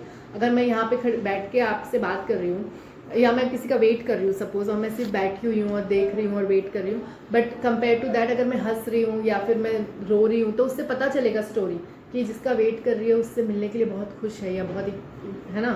तो वो मेरा एक्शन स्टोरी में कैसे ऐड हो रहा है, वो मेरा भाव, तो वो म्यूजिक से बहुत हेल्प हुआ है उसका। Without it it couldn't have been. अच्छा मैम, प्रकाश का लाइट का जैसे use आप ये कैसे म्यूजिक किया है? सुनिए, जी ये सब म्यूजिक तो कुछ ऐसे हैं जो हम थोड़े यूरोपियन भी हैं नेचर में, और बट इसका टेम्पो सब मैंने लिया, ओके। फिर इसी चीज़ को हमने हारमोनियम में कन्वर्ट किया। और अगर नहीं कर पाए तो मैंने उनको कहा कि टेम्पो ये रखना, आप नया म्यूजिक लेके आओ कुछ। तो म्यूजिशियन ने उस तरीके से काम किया। तो ये कहीं कहीं हमने फ़नी उसमें ये डाला है ऐसे करके। और ये वाला म्यूज़िक, ये जो म्यूज़िक है स्पैनिश है ये पूरा, जी मगर ये हमने उसमें डाला, ये जो भंगार वाली और वॉचमैन का रोमांटिक सीन हो रहा है, इसमें ये लोग मिल रहे हैं, एक दूसरे को देख रहे हैं, थोड़ा घूम रहे हैं, तो ये म्यूजिक बज रहा है। तो इट इज़ वेरी कॉन्ट्रास्ट, क्योंकि आप इमेजिन नहीं करोगे ना कि एक ऐसे बिल्कुल लोअर तबके के लिए ऐसा हाई प्रोफाइल से म्यूजिक बज रहा है। तो कॉन्ट्रास्ट का मैंने बहुत यूज़ किया, नहीं तो प्ले बहुत हैवी हो जाता लोगों के लिए कि सब लोग रो रहे हैं धो रहे हैं पूरे टाइम। तो लाइटनेस मिली कॉन्ट्रास्ट यूज़ करने से, इमोशन का कॉन्ट्रास्ट हो, म्यूजिक का कॉन्ट्रास्ट हो। इवन मैंने उनको कहा कि आप बिल्कुल एकदम गंदे कपड़े मत पहनना, आपका जो एटीट्यूड और आपके कपड़े होने चाहिए उसमें एक एटीट्यूड पर्सनालिटी होनी चाहिए कि आप रोड पे रह रहे हैं मगर आप राजा हैं जहाँ पे भी आप हैं, वो एटीट्यूड रखना, कहीं पे भी खुद को लोअर मत रखना एज एन एटीट्यूड। तो वो ज़्यादा इफेक्टिव होगा। अगर कोई आपको हंस के बोलेगा कि मैं अकेला हूँ, वो बहुत असरदार होगा कि कोई रो के बोले कि मैं अकेला हूँ। उससे वो कॉन्ट्रास्ट जो है, हमने कॉन्ट्रास्ट का बहुत यूज़ किया है उसमें नाटक में। हाँ मैम, प्रकाश परिकल्पना के बारे में आपका क्या विचार है? नाटक में आपने अपने किस प्रकार से लाइट्स का यूज़ किया है? लाइट्स क्या दृश्य को प्रभावशाली सीन को बनाने के लिए किया है? Evening, morning, nights, emotions? Light जो किया है वो अरुण पांडे जी के भाई ने किया है, विवेक पांडे जी ने, उन्होंने ही डिज़ाइन किया। लाइट एक्चुअली मेरा सबसे वीकेस्ट पार्ट होता है हमेशा नाटक में।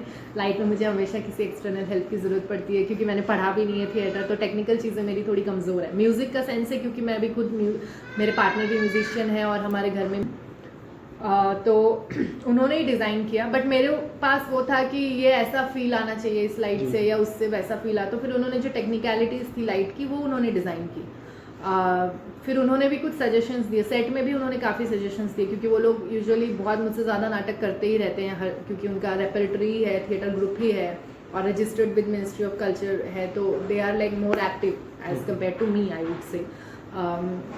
तो एनसेम्बल वर्क जो सब है, तो सेट में उन्होंने हेल्प किया। फिर ये लाइट्स में जो आप बोल रहे हैं, तो लाइट में हमको ज़्यादातर मैंने उनको ये कह रखा था कि रात का ही एटमॉस्फेयर दिखाना है, क्योंकि यूजुअली जब आप दिन में देखते हो तो ये लोग ज़्यादा उतने बाहर नहीं निकलते, ऐसे एलिमेंट्स आपको रात में ज़्यादा एक्टिव दिखते हैं ये लोग जो हैं, क्योंकि रोड खाली रहता है, लोग ज़्यादा नहीं आ रहे जा रहे हैं, दिन का हल्ला नहीं है, दिन की जो तो क्या होता है ये लोग ज़्यादा एक्टिव दिखते हैं। तो मुझे रात का दिखाना है, और रात का इसलिए भी दिखाना है कि ठंड दिखा सकते हैं, और ये एक्सीडेंट भी रात में हुआ था, तो रात हमारे उसमें थी बहुत लाइट में, हाँ परमानेंट और प्रोमिनेंट थी कहना चाहिए। फिर भी कुछ सीन्स थे, और मैंने नाटक ही ऐसे डिज़ाइन किया था कि शुरू के 2 सीन जो थे प्रोलॉग वाले, जिसमें हम सिर्फ एक्सीडेंट इस्टेब्लिश कर रहे हैं, उसमें शाम थी और रात थी। फिर उसके बाद जो 5 साल के बाद वाले जितने सीन्स थे, आखिरी के 4-5 सीन्स, 6 सीन थे इसमें टोटल, 6 नहीं सॉरी 9, उसमें से 2 सीन को छोड़ के बाकी सारे सीन्स जो हैं वो शाम को 6 बजे से शुरू हुए, एक ही रात के हैं। शाम को 6 बजे शुरू हुए, फिर 8 बजे, फिर 10 बजे, फिर 11 बजे, फिर रात के 1 बजे, और फिर अगली सुबह 5 बजे। अगली सुबह 5 बजे न्यूज़ चलती है रेडियो में, जो लास्ट सीन है नाटक का वो सुबह सुबह का है। उसमें रेडियो नरेटर यानी कि मैं बोल रही हूँ कि हमारे शहर के लिए खुशखबरी है, फैक्ट्री वापस खुलने वाली है, वहाँ कुछ असामाजिक तत्वों का डेरा है, उसे गंदगी फैली हुई है, वो सब साफ़ किया जाएगा और जल्द ही निर्माण का कार्य फिर शुरू होगा, और ये बोल के तुरंत सेलिब्रेशन म्यूज़िक। और वो एक है जो सुबह दिखाई गई है, उसमें थोड़ा येलो लाइट है, बाकी सब में ब्लू और डार्क शेड्स हमने यूज़ किए हैं। येलो लाइट का प्रयोग कैसे किया है? येलो मतलब जो डे लाइट दिखाने की कोशिश की है कि अच्छा। पूरे स्टेज में लाइट है, बट अदरवाइज यूजुअली हमने दिखाया है कि जैसे कोई कॉन्सेंट्रेटेड एरिया में जो कुछ हो रहा है इवेंट या ओके, उसके लिए स्टेजिंग, कौन सा? उसके लिए मतलब उसमें हमने ये स्पॉट वगैरह यूज़ किया है, बट ओवरऑल जो टेक्सचर है वो हाँ। ब्लूइश या डार्क में ही है। सीन्स का जो लाइट का सिस्टम है ओवरऑल टेक्सचर आपका ब्लू और ब्लैक एंड ब्लू है ना मैम? हाँ कहना चाहिए, यस यस। जैसे आप देखेंगे ये सब जो लाइट्स है ये सब पूरा जैसे इस पे फोकस है, बट उसके अलावा जो स्टेज है वो पूरा डार्क में ही चल रहा है ये जी। रात का। तो कहाँ कहाँ ज़रूरत है लोगों को दिखने की, तो वो फोकस में हमको दिखाना पड़ेगा, क्योंकि हम पूरा आप डार्क नहीं कर सकते, फिर ऑडियंस देख नहीं पाएगी। जी। जैसे यहाँ पे रात का ही टाइम है, मगर हमने लाइट इस पे डाली हुई है ताकि इनके चेहरे दिखे, but otherwise stage is like dark. सिर्फ ये लास्ट सीन में ये देखिए थोड़ा हमने ऐसे दिखाया कि सुबह हो रही है और एकदम लाइट थोड़ी शुरू हो रही है पड़ना, ऐसे टाइप से। जी। अदरवाइज इट्स ऑल डार्क और कलरफुल रखने की कोशिश की है मैंने कॉस्ट्यूम वाइज सबको। और जो स्टेज है मिनिमल सेटअप के साथ, मिनिमल चीज़ों के साथ यूज़ कैसे किया जा सके। और फिर पुराने टाइम पीरियड दिखाने के लिए हमने वॉल पे ऐसे सब पुरानी फिल्मों के पोस्टर्स लगाए हैं थोड़े फटे हुए से। जी। और तो ये सब हमने कोशिश की है डालने की। रेडियो रखा है, एक पुरानी टाइम की चीज़ें रखी हैं। फिर ये बलून बेचने वाली बच्ची है, ऐसे सब। इन लोगों के कोई स्टोरीज नहीं है, background stories, but they are काफी नयापन कैरेक्टर्स। है आपके नाटक में, मुझे देखना पड़ेगा पूरा लिखने के लिए, अच्छा, ऐसे बात बनेगी नहीं। हाँ हाँ ज़रूर, मैं डालती हूँ आज ही। मैं जाऊँगी अभी थोड़ी देर में, मैं लेती हूँ नाटक, मुझे भी डालना है उसे। अच्छा मैम, आप इस नाटक को, इसकी इंटरप्रिटेशन, व्याख्या मतलब कैसे करते हो? किस पॉइंट ऑफ व्यू से लिखा गया है ये नाटक? What is progress, questioning first of all वहीं से शुरू हुआ है कि व्हाट इज़ प्रोग्रेस। ओके। तो एंड में जो जवाब मुझे लगता है वो यही है कि access and awareness, accessibility for everyone, तभी तो सर्वे भवन्तु सुखिनः रियल हो पाएगा। जी। Not only in terms of जो स्पीचेस हमारे नेता लोग जो देते हैं, या और ये किसी पर्टिकुलर नेता या पार्टी या किसी ऐसे पॉलिटिकली नहीं है, but it's a like a cycle, no, circle जैसा है, एक चक्र है। तो 1980 में भी था और मुझे लगता है अभी भी है वैसा ही। और कई लोगों तक चीज़ें नहीं पहुंचती। अभी हमारा देश काफ़ी डेवलप हो गया है। मुझे कोई कह रहे थे, आशुतोष जी कह रहे थे कि आज की डेट में तुम नहीं देखोगी कि कोई भूख से मर रहा है। तो ये बात तो सही है कि खाना तो बहुत है, लेकिन एक्सेस नहीं है ना, ये भी तो बात है। किसी को ज़्यादा मिल रहा है तो किसी को बिल्कुल नहीं मिल रहा है। वो जो डिस्ट्रीब्यूशन या मैनेजमेंट कहा जाए वो ठीक से नहीं हो रहा है। अभी जैसे रास्ते में आ रहा था तो मैं देख रहा था कि कई वीरान जैसे सड़कों पे लोग कम है, एक बूढ़ी आंटी दादी बैठी हैं, खाना नहीं है, उसी के लिए बैठी है ना, मांगने के लिए। वही तो, जबलपुर में तो एक्चुअली बहुत होमलेस लोग हैं। केरला में ऐसे सब नहीं है, अगर आप देखें गरीबी उतनी नहीं है। बट मैं यहाँ से हूँ तो मुझे यहाँ के बारे में वैसे पता है चीज़ें अंदर से। तो जबलपुर हो गया, इवन अगर आप मुंबई में भी, बड़े शहरों में भी देखेंगे तो बिल्कुल ये जो पुल बनते हैं एकदम बड़े बड़े, उनके नीचे जो पूरे सोसाइटी जैसी उनकी कम्युनिटी बनी रहती है, वो लोग सब रोड पे ही रहते हैं। दिल्ली में कितने हैं एक्चुअली, बहुत सारी मैं डॉक्यूमेंट्रीज देखी जो दिल्ली के होमलेस लोगों पे थी। एक्चुअली मैं तो देख रही थी कि और क्या मिल सकता है, तो देखा तो सब स्पेशली नॉर्थ इंडिया का ही था, और स्पेशली उसमें भी दिल्ली का ज़्यादा दिखाया गया था कि दिल्ली के बहुत सारे लोगों ने डॉक्यूमेंट्रीज बनाई थी उसमें, तो मैंने देखी वो।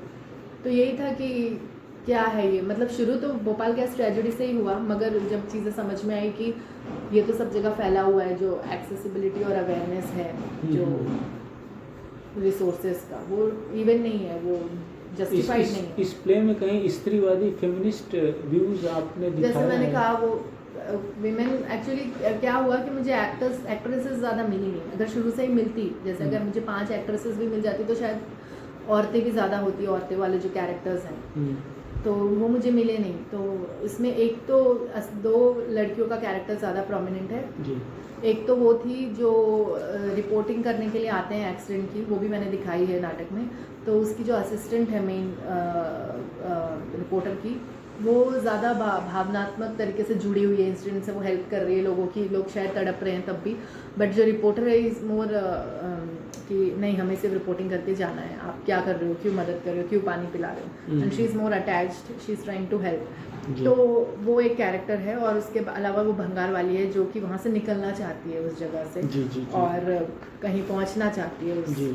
बाकी लोगों का वैसा नहीं दिखाया गया है वो एम्बिशियस अप्रोच, बट उसका दिखाया है उसके डायलॉग्स में। और वो एक्ट्रेस ने एक्चुअली हमें लास्ट में बहुत लेट ज्वाइन किया, नहीं तो उसकी मैं बैकग्राउंड स्टोरी भी दिखाना चाहती थी। जैसे वॉचमैन की एक बैकग्राउंड स्टोरी है कि गांव से आया है, 5 साल से ही नौकरी कर रहा है सुबह शाम, ऐसे कुछ कुछ कैरेक्टर्स की बैकग्राउंड स्टोरी निकली क्योंकि वो लोग अवेलेबल थे रेगुलर बेसिस पे। कुछ और एक्ट्रेसेस जबलपुर में बहुत कम है एक्चुअली, आई थिंक मुंबई वगैरह में मुझे इतनी दिक्कत नहीं होगी, but Bhopal, Jabalpur, I think हमारे यहाँ पे लड़कियाँ उतनी अभी भी एक्टिंग वगैरह में ज़्यादा बाहर नहीं आती हैं। मुझे सिर्फ 3 या 2 ही एक्ट्रेसेस मिली, नहीं तो मैं शुरू से चाहती थी कि इक्वल नंबर या कम से कम औरतें ज़्यादा हों उसमें, तो मैं वो निकाल सकती हूँ उनकी स्टोरी के। होमलेस तो हैं लेकिन लड़की भी हैं, तो क्या लाइफ होगी उनकी, कैसी होगी पता नहीं, शायद स्कोप हो अगर ऐसे 1-2 कैरेक्टर्स आगे जुड़ सके नाटक में, तो हम इवॉल्व करेंगे उसको।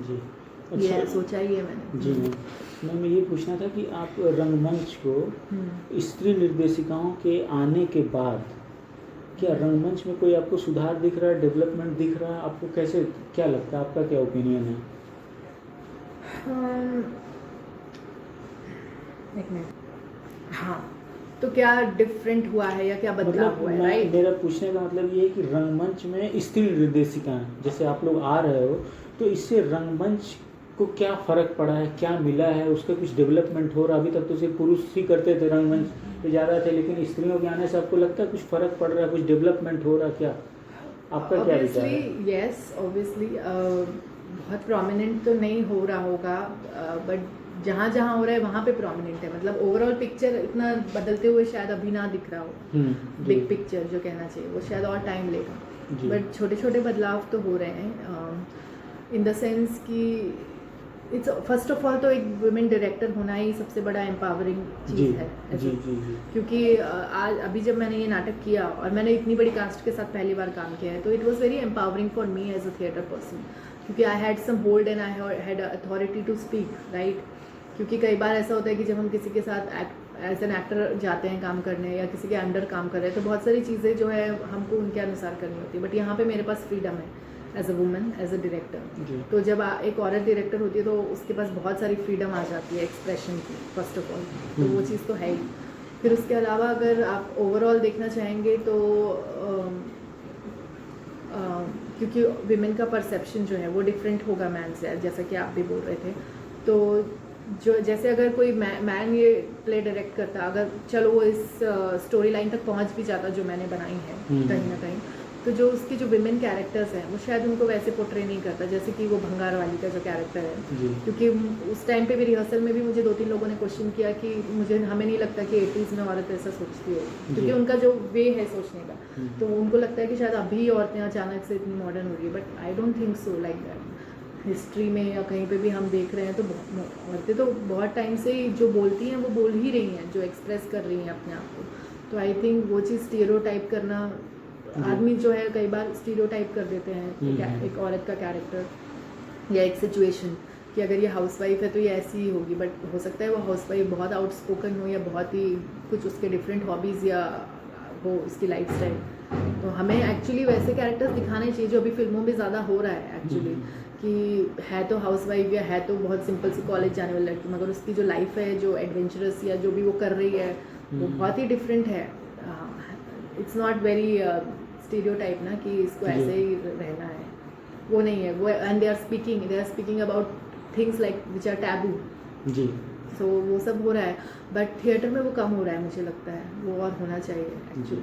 अच्छा, जैसे कि मैं मेरा मानना है, और एक और चीज़, डायरेक्टर्स आपको उतने नहीं मिलेंगे जितने आपको एक्टर्स मिल जाएंगे। लाइक लड़कियां ज़्यादातर एक्ट्रेस बनना चाहती हैं, यूजुअली ये चीज़ एक होती है, और एक्ट्रेस बनना चाहती हैं, परफॉर्म करना चाहती है, और उसमें से भी आधी लड़कियां थिएटर भी इसलिए ज्वाइन करती है कि वो फिल्मों में जा सके आगे जाके। नॉट लड़कियां भी, लड़के भी जो होते हैं।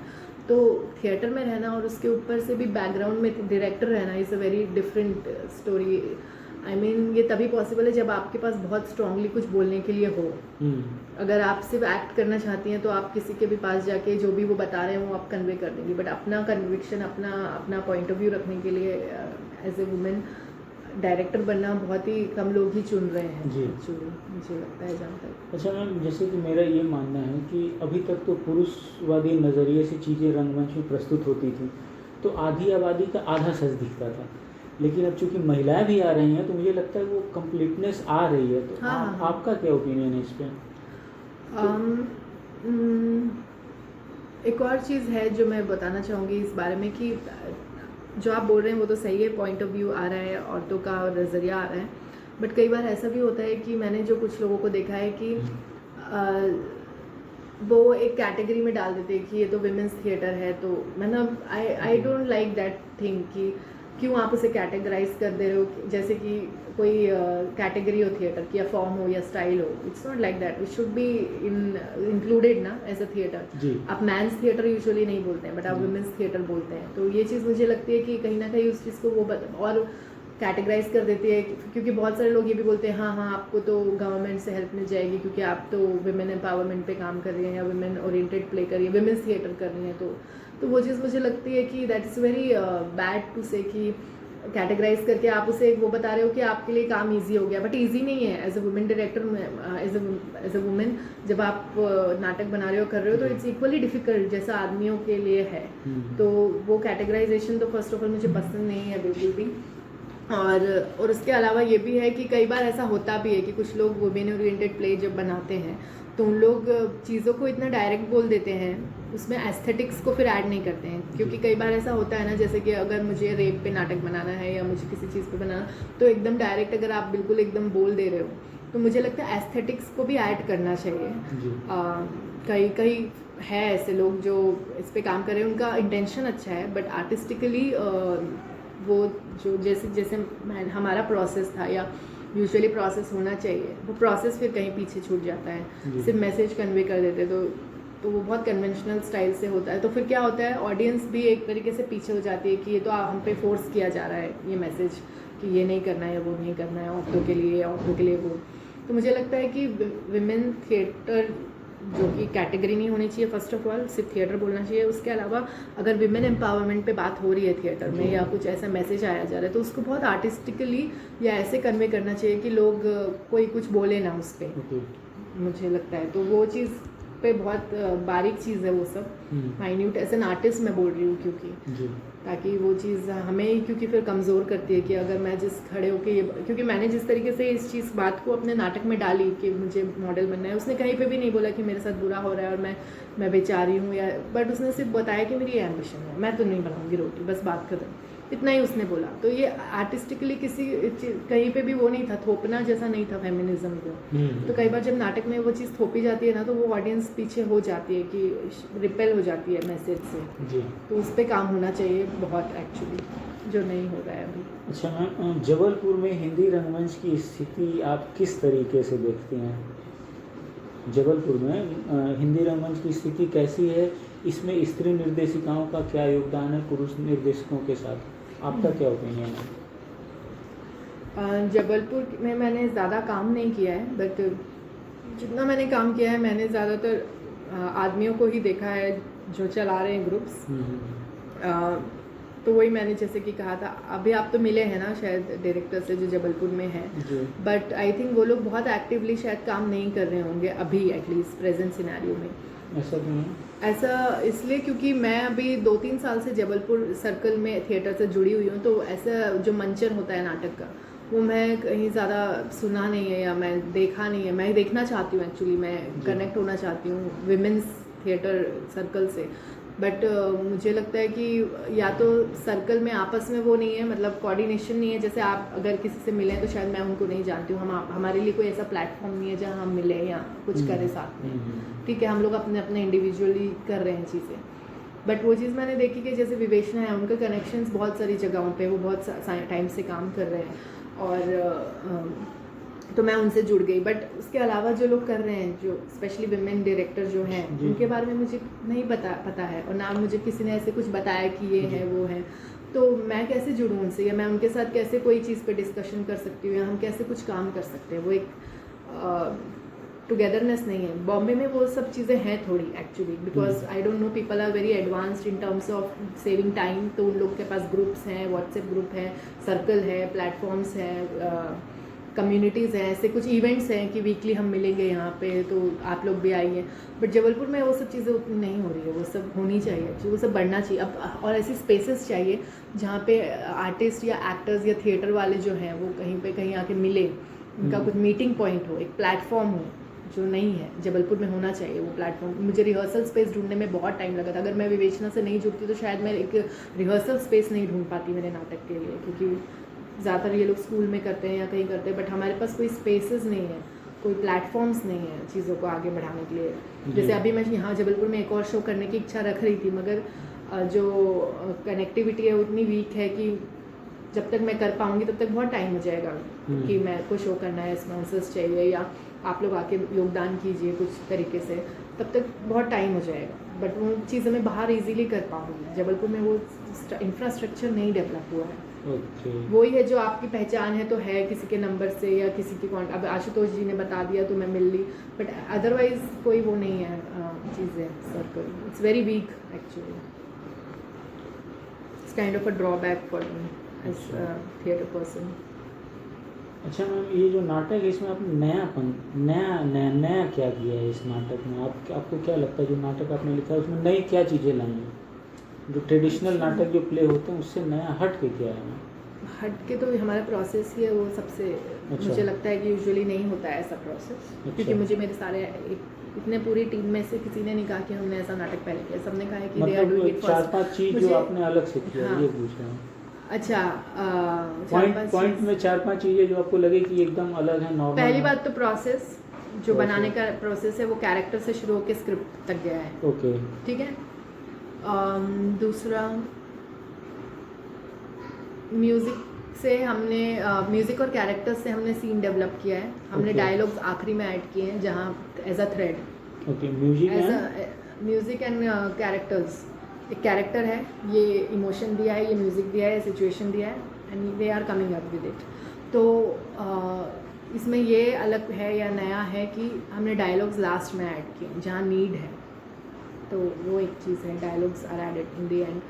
फिर उसके अलावा जो कॉन्ट्रास्ट का हमने यूज़ किया है कि क्योंकि कैरेक्टर्स, सिचुएशन, नाटक सब बहुत ट्रेजेडी है, तो हमने उसमें लाइटनेस रखा है ताकि वो बहुत हैवी ना हो जाए। क्योंकि कई बार क्योंकि मुझे पता है उसे कॉमेडी वे में किया जाए या ट्रेजेडी वे में, मैसेज तो जाएगा, बट कैसे हम लोगों को बिना दुखी करें, हम उनको थोड़ा वो पिंच कर सकते हैं। तो इसलिए वो कॉन्ट्रास्ट का यूज़ किया है, like tragedy in comedy. Comedy तो सीन है लेकिन अंदर एक ट्रेजेडी चल रही है, जैसे चार्ली चैपलिन की फिल्म्स में यूजुअली होता है कि कॉमेडी तो है लेकिन एक ट्रेजेडी है। ओवरऑल पिक्चर जब देखेंगे आप, मॉडर्न मशीन से या ऐसी कोई फिल्म है तो ट्रेजेडी दिखाई जा रही है, बट सीन्स उसके कॉमेडी है, जो उसके पीसेज हैं। Okay, right. तो वो एक चीज़ है। लाइट और म्यूजिक के बारे में कुछ कहना चाहते हैं, कुछ नया कहें? लाइट में तो मैंने बहुत इनोवेशन नहीं किया क्योंकि हमने पूरा 1 महीने में तैयार किया है। ठीक है, तो मेरे पास तो वैसे ही बहुत स्क्रिप्ट और कैरेक्टर्स और स्टोरी और एक्शन सबको लेके इतना काम था कि मैं म्यूज़िक और लाइट पे बहुत ध्यान नहीं दे पाई। बट मुझे लगता है 1 महीना और मिलता तो शायद हम उसमें भी बहुत इनोवेटिव एक्सपेरिमेंट्स करते। लाइट में अभी तक नहीं किया है उतना। म्यूज़िक में हमने कोशिश की है और हम उसे और बढ़ाएंगे कि जो इन साउंड्स हैं जो वो स्टेज से ही आए। मतलब अगर बर्तन है तो बर्तन से हम कैसे साउंड प्रोड्यूस कर सकते हैं, या ब्रीथ है या चिल्लाने की आवाज़ है। इसमें एक भिखारी है जो ऐसे कर रहा है, तो हम कैसे साउंड और साउंड स्केप जो कहेंगे, बैकग्राउंड स्कोर, वो हम कैसे स्टेज पे ही ला पाएँ other than out music instrument से यूज़ करके। तो वो एक चीज़ हम काम करने वाले हैं उस पर अभी। जब हमारे अगले शोज़ और होंगे तो उस पर हमने डिस्कशन भी किया था कि वो चीज़ उसको और खिला देगी, खिल के आएगा जो सीन। अच्छा, एक लास्ट सवाल है मैम, आपको कुछ ऐसा लगता है कुछ पूरे दौरान छूट गया है, उसको आप बताना चाहते हो? अगर आपको ऐसा लगता है, नहीं तो कोई बात नहीं। आप चाय वगैरह लेंगे या कुछ खाएंगे? चाय बनवा दूँ? नहीं मैम, थैंक यू, इतना तो टाइम फिर दे दिया। नहीं, मैं सोच रही हूँ बहुत लेट भी हो गया, आप शायद भूखे प्यासे कुछ होंगे तो। नहीं मैम, ऐसा कुछ नहीं है। मतलब आप कहाँ जाने वाले हैं इसके बाद? पता नहीं, मैं फ़ोन ही नहीं उठा रही नहीं, थी। कहीं और मीटिंग वगैरह नहीं है अभी? आप लाइक कुछ छूटा तो नहीं है? हाँ, अगर आपको लगता है कि कुछ और बोलना चाहती हैं कि सब हो गया है तो कोई बात नहीं, अगर कुछ मन ऑलमोस्ट मैंने एक एक चीज़ आपको बता दी है स्क्रैच से, जी। हमारे नाटक से रिलेटेड। जस्ट हाँ हम्म। कि फॉर्म तक पहुंचना है, एक फॉर्म तक। मुझे हमेशा ऐसा लगता है कि जो एक नाटक बनता है उसका एक फॉर्म होता है, जी बट फॉर्म ऐसा नहीं है किसी भी 3-4 कैटेगरीज है और वही फॉर्म है। Form is very, it could be anything, it's a spectrum कि कि अगर मैंने रेडियो डाला है जी और कैरेक्टर्स आके अपनी अपनी एक एक कहानी बता रहे तो वो एक फॉर्म बन गया, राइट? जी तो हमने शुरू से ही कोशिश की थी मैंने कि जब भी जो भी इम्प्रोवाइजेशन हो रहे हैं वो एक फॉर्म बनता जाए, तो इसीलिए उसमें जो टोटलिटी थी थिएटर की वो आ पाई। जी। क्योंकि मैं कहीं कुछ भी ऐसी चीज़ दिख रही है जो फॉर्म, मतलब कहना चाहिए एक एटमॉस्फेयर जो हमने क्रिएट किया है वो सब उसी में। अगर हमारा जो कलर कॉम्बिनेशन है red and blue and black का, अब सडनली उसमें कुछ पिंक आ गया या ऑरेंज आ गया, तो वहाँ चाहिए है क्या, उसकी ज़रूरत है, अच्छा लगेगा तो हम रखेंगे। मतलब मैं कलर्स के हिसाब से बता रही हूँ, but as characters and as movement या जो स्टोरी लाइन है मैं उस वे में सोच रही थी हमेशा ओके कि कैसे एक फॉर्म, एक टोटलिटी पे मैंने शुरू से ध्यान दिया। क्योंकि जब स्क्रिप्ट नहीं होती है, क्योंकि स्क्रिप्ट होती है तो हमेशा एक वो रहती है कि एक बंधा हुआ है कुछ, एक स्ट्रक्चर है। जब स्क्रिप्ट नहीं होती है तो उस पर मुझे 24 घंटे नज़र रखनी पड़ती है जब भी हमारा रिहर्सल हो रहा है, कुछ भी हो रहा है, कोई भी एक लाइन भी डाली जा रही है कि ये कैसे बाहर से देखने से, क्योंकि डायरेक्टर का काम ही वो है कि बाहर से देखना चीज़ों को, जी, जी। कि जब ये चीज़ हो रही है, जब ये इससे ये बोल रहा है तो ये पूरा नाटक के टोटलिटी में ऐड कर रहा है कि ये सिर्फ हमने ऐसे इम्प्रोवाइजेशन में अच्छा लग रहा है तो डाल दिया है। बहुत सी चीज़ें हमने ऐसी हटाई हैं और डाली हैं, हटाई हैं। स्क्रिप्ट 4 बार लिखी है मैंने, जी डेवलप कर करके बहुत सारे एक्स्ट्रा सीन्स हटाए हैं, तब जाके वो एक कॉम्पैक्ट प्ले बन पाया है। जी तो वो एक चीज़ है जो मुझे लगता है कि जब हम इस तरीके का नाटक करते हैं बहुत ज़रूरी होती है टोटलिटी। इवन जब आप स्क्रिप्ट से भी ले रहे हैं तो आप जब उसे प्रेजेंट कर रहे हैं परफॉर्मेंस में तो एक टोटलिटी उसमें होनी चाहिए। जी। So, थैंक यू मैम, आपने इतना अपना इम्पोर्टेंट टाइम दिया Thank you उसके so लिए much. बहुत बहुत आभार मैम। जी, आपका भी शुक्रिया मुझसे नाटक के बारे में बात करने के लिए। और आप मुझे कॉन्टैक्ट नंबर्स दे दीजिए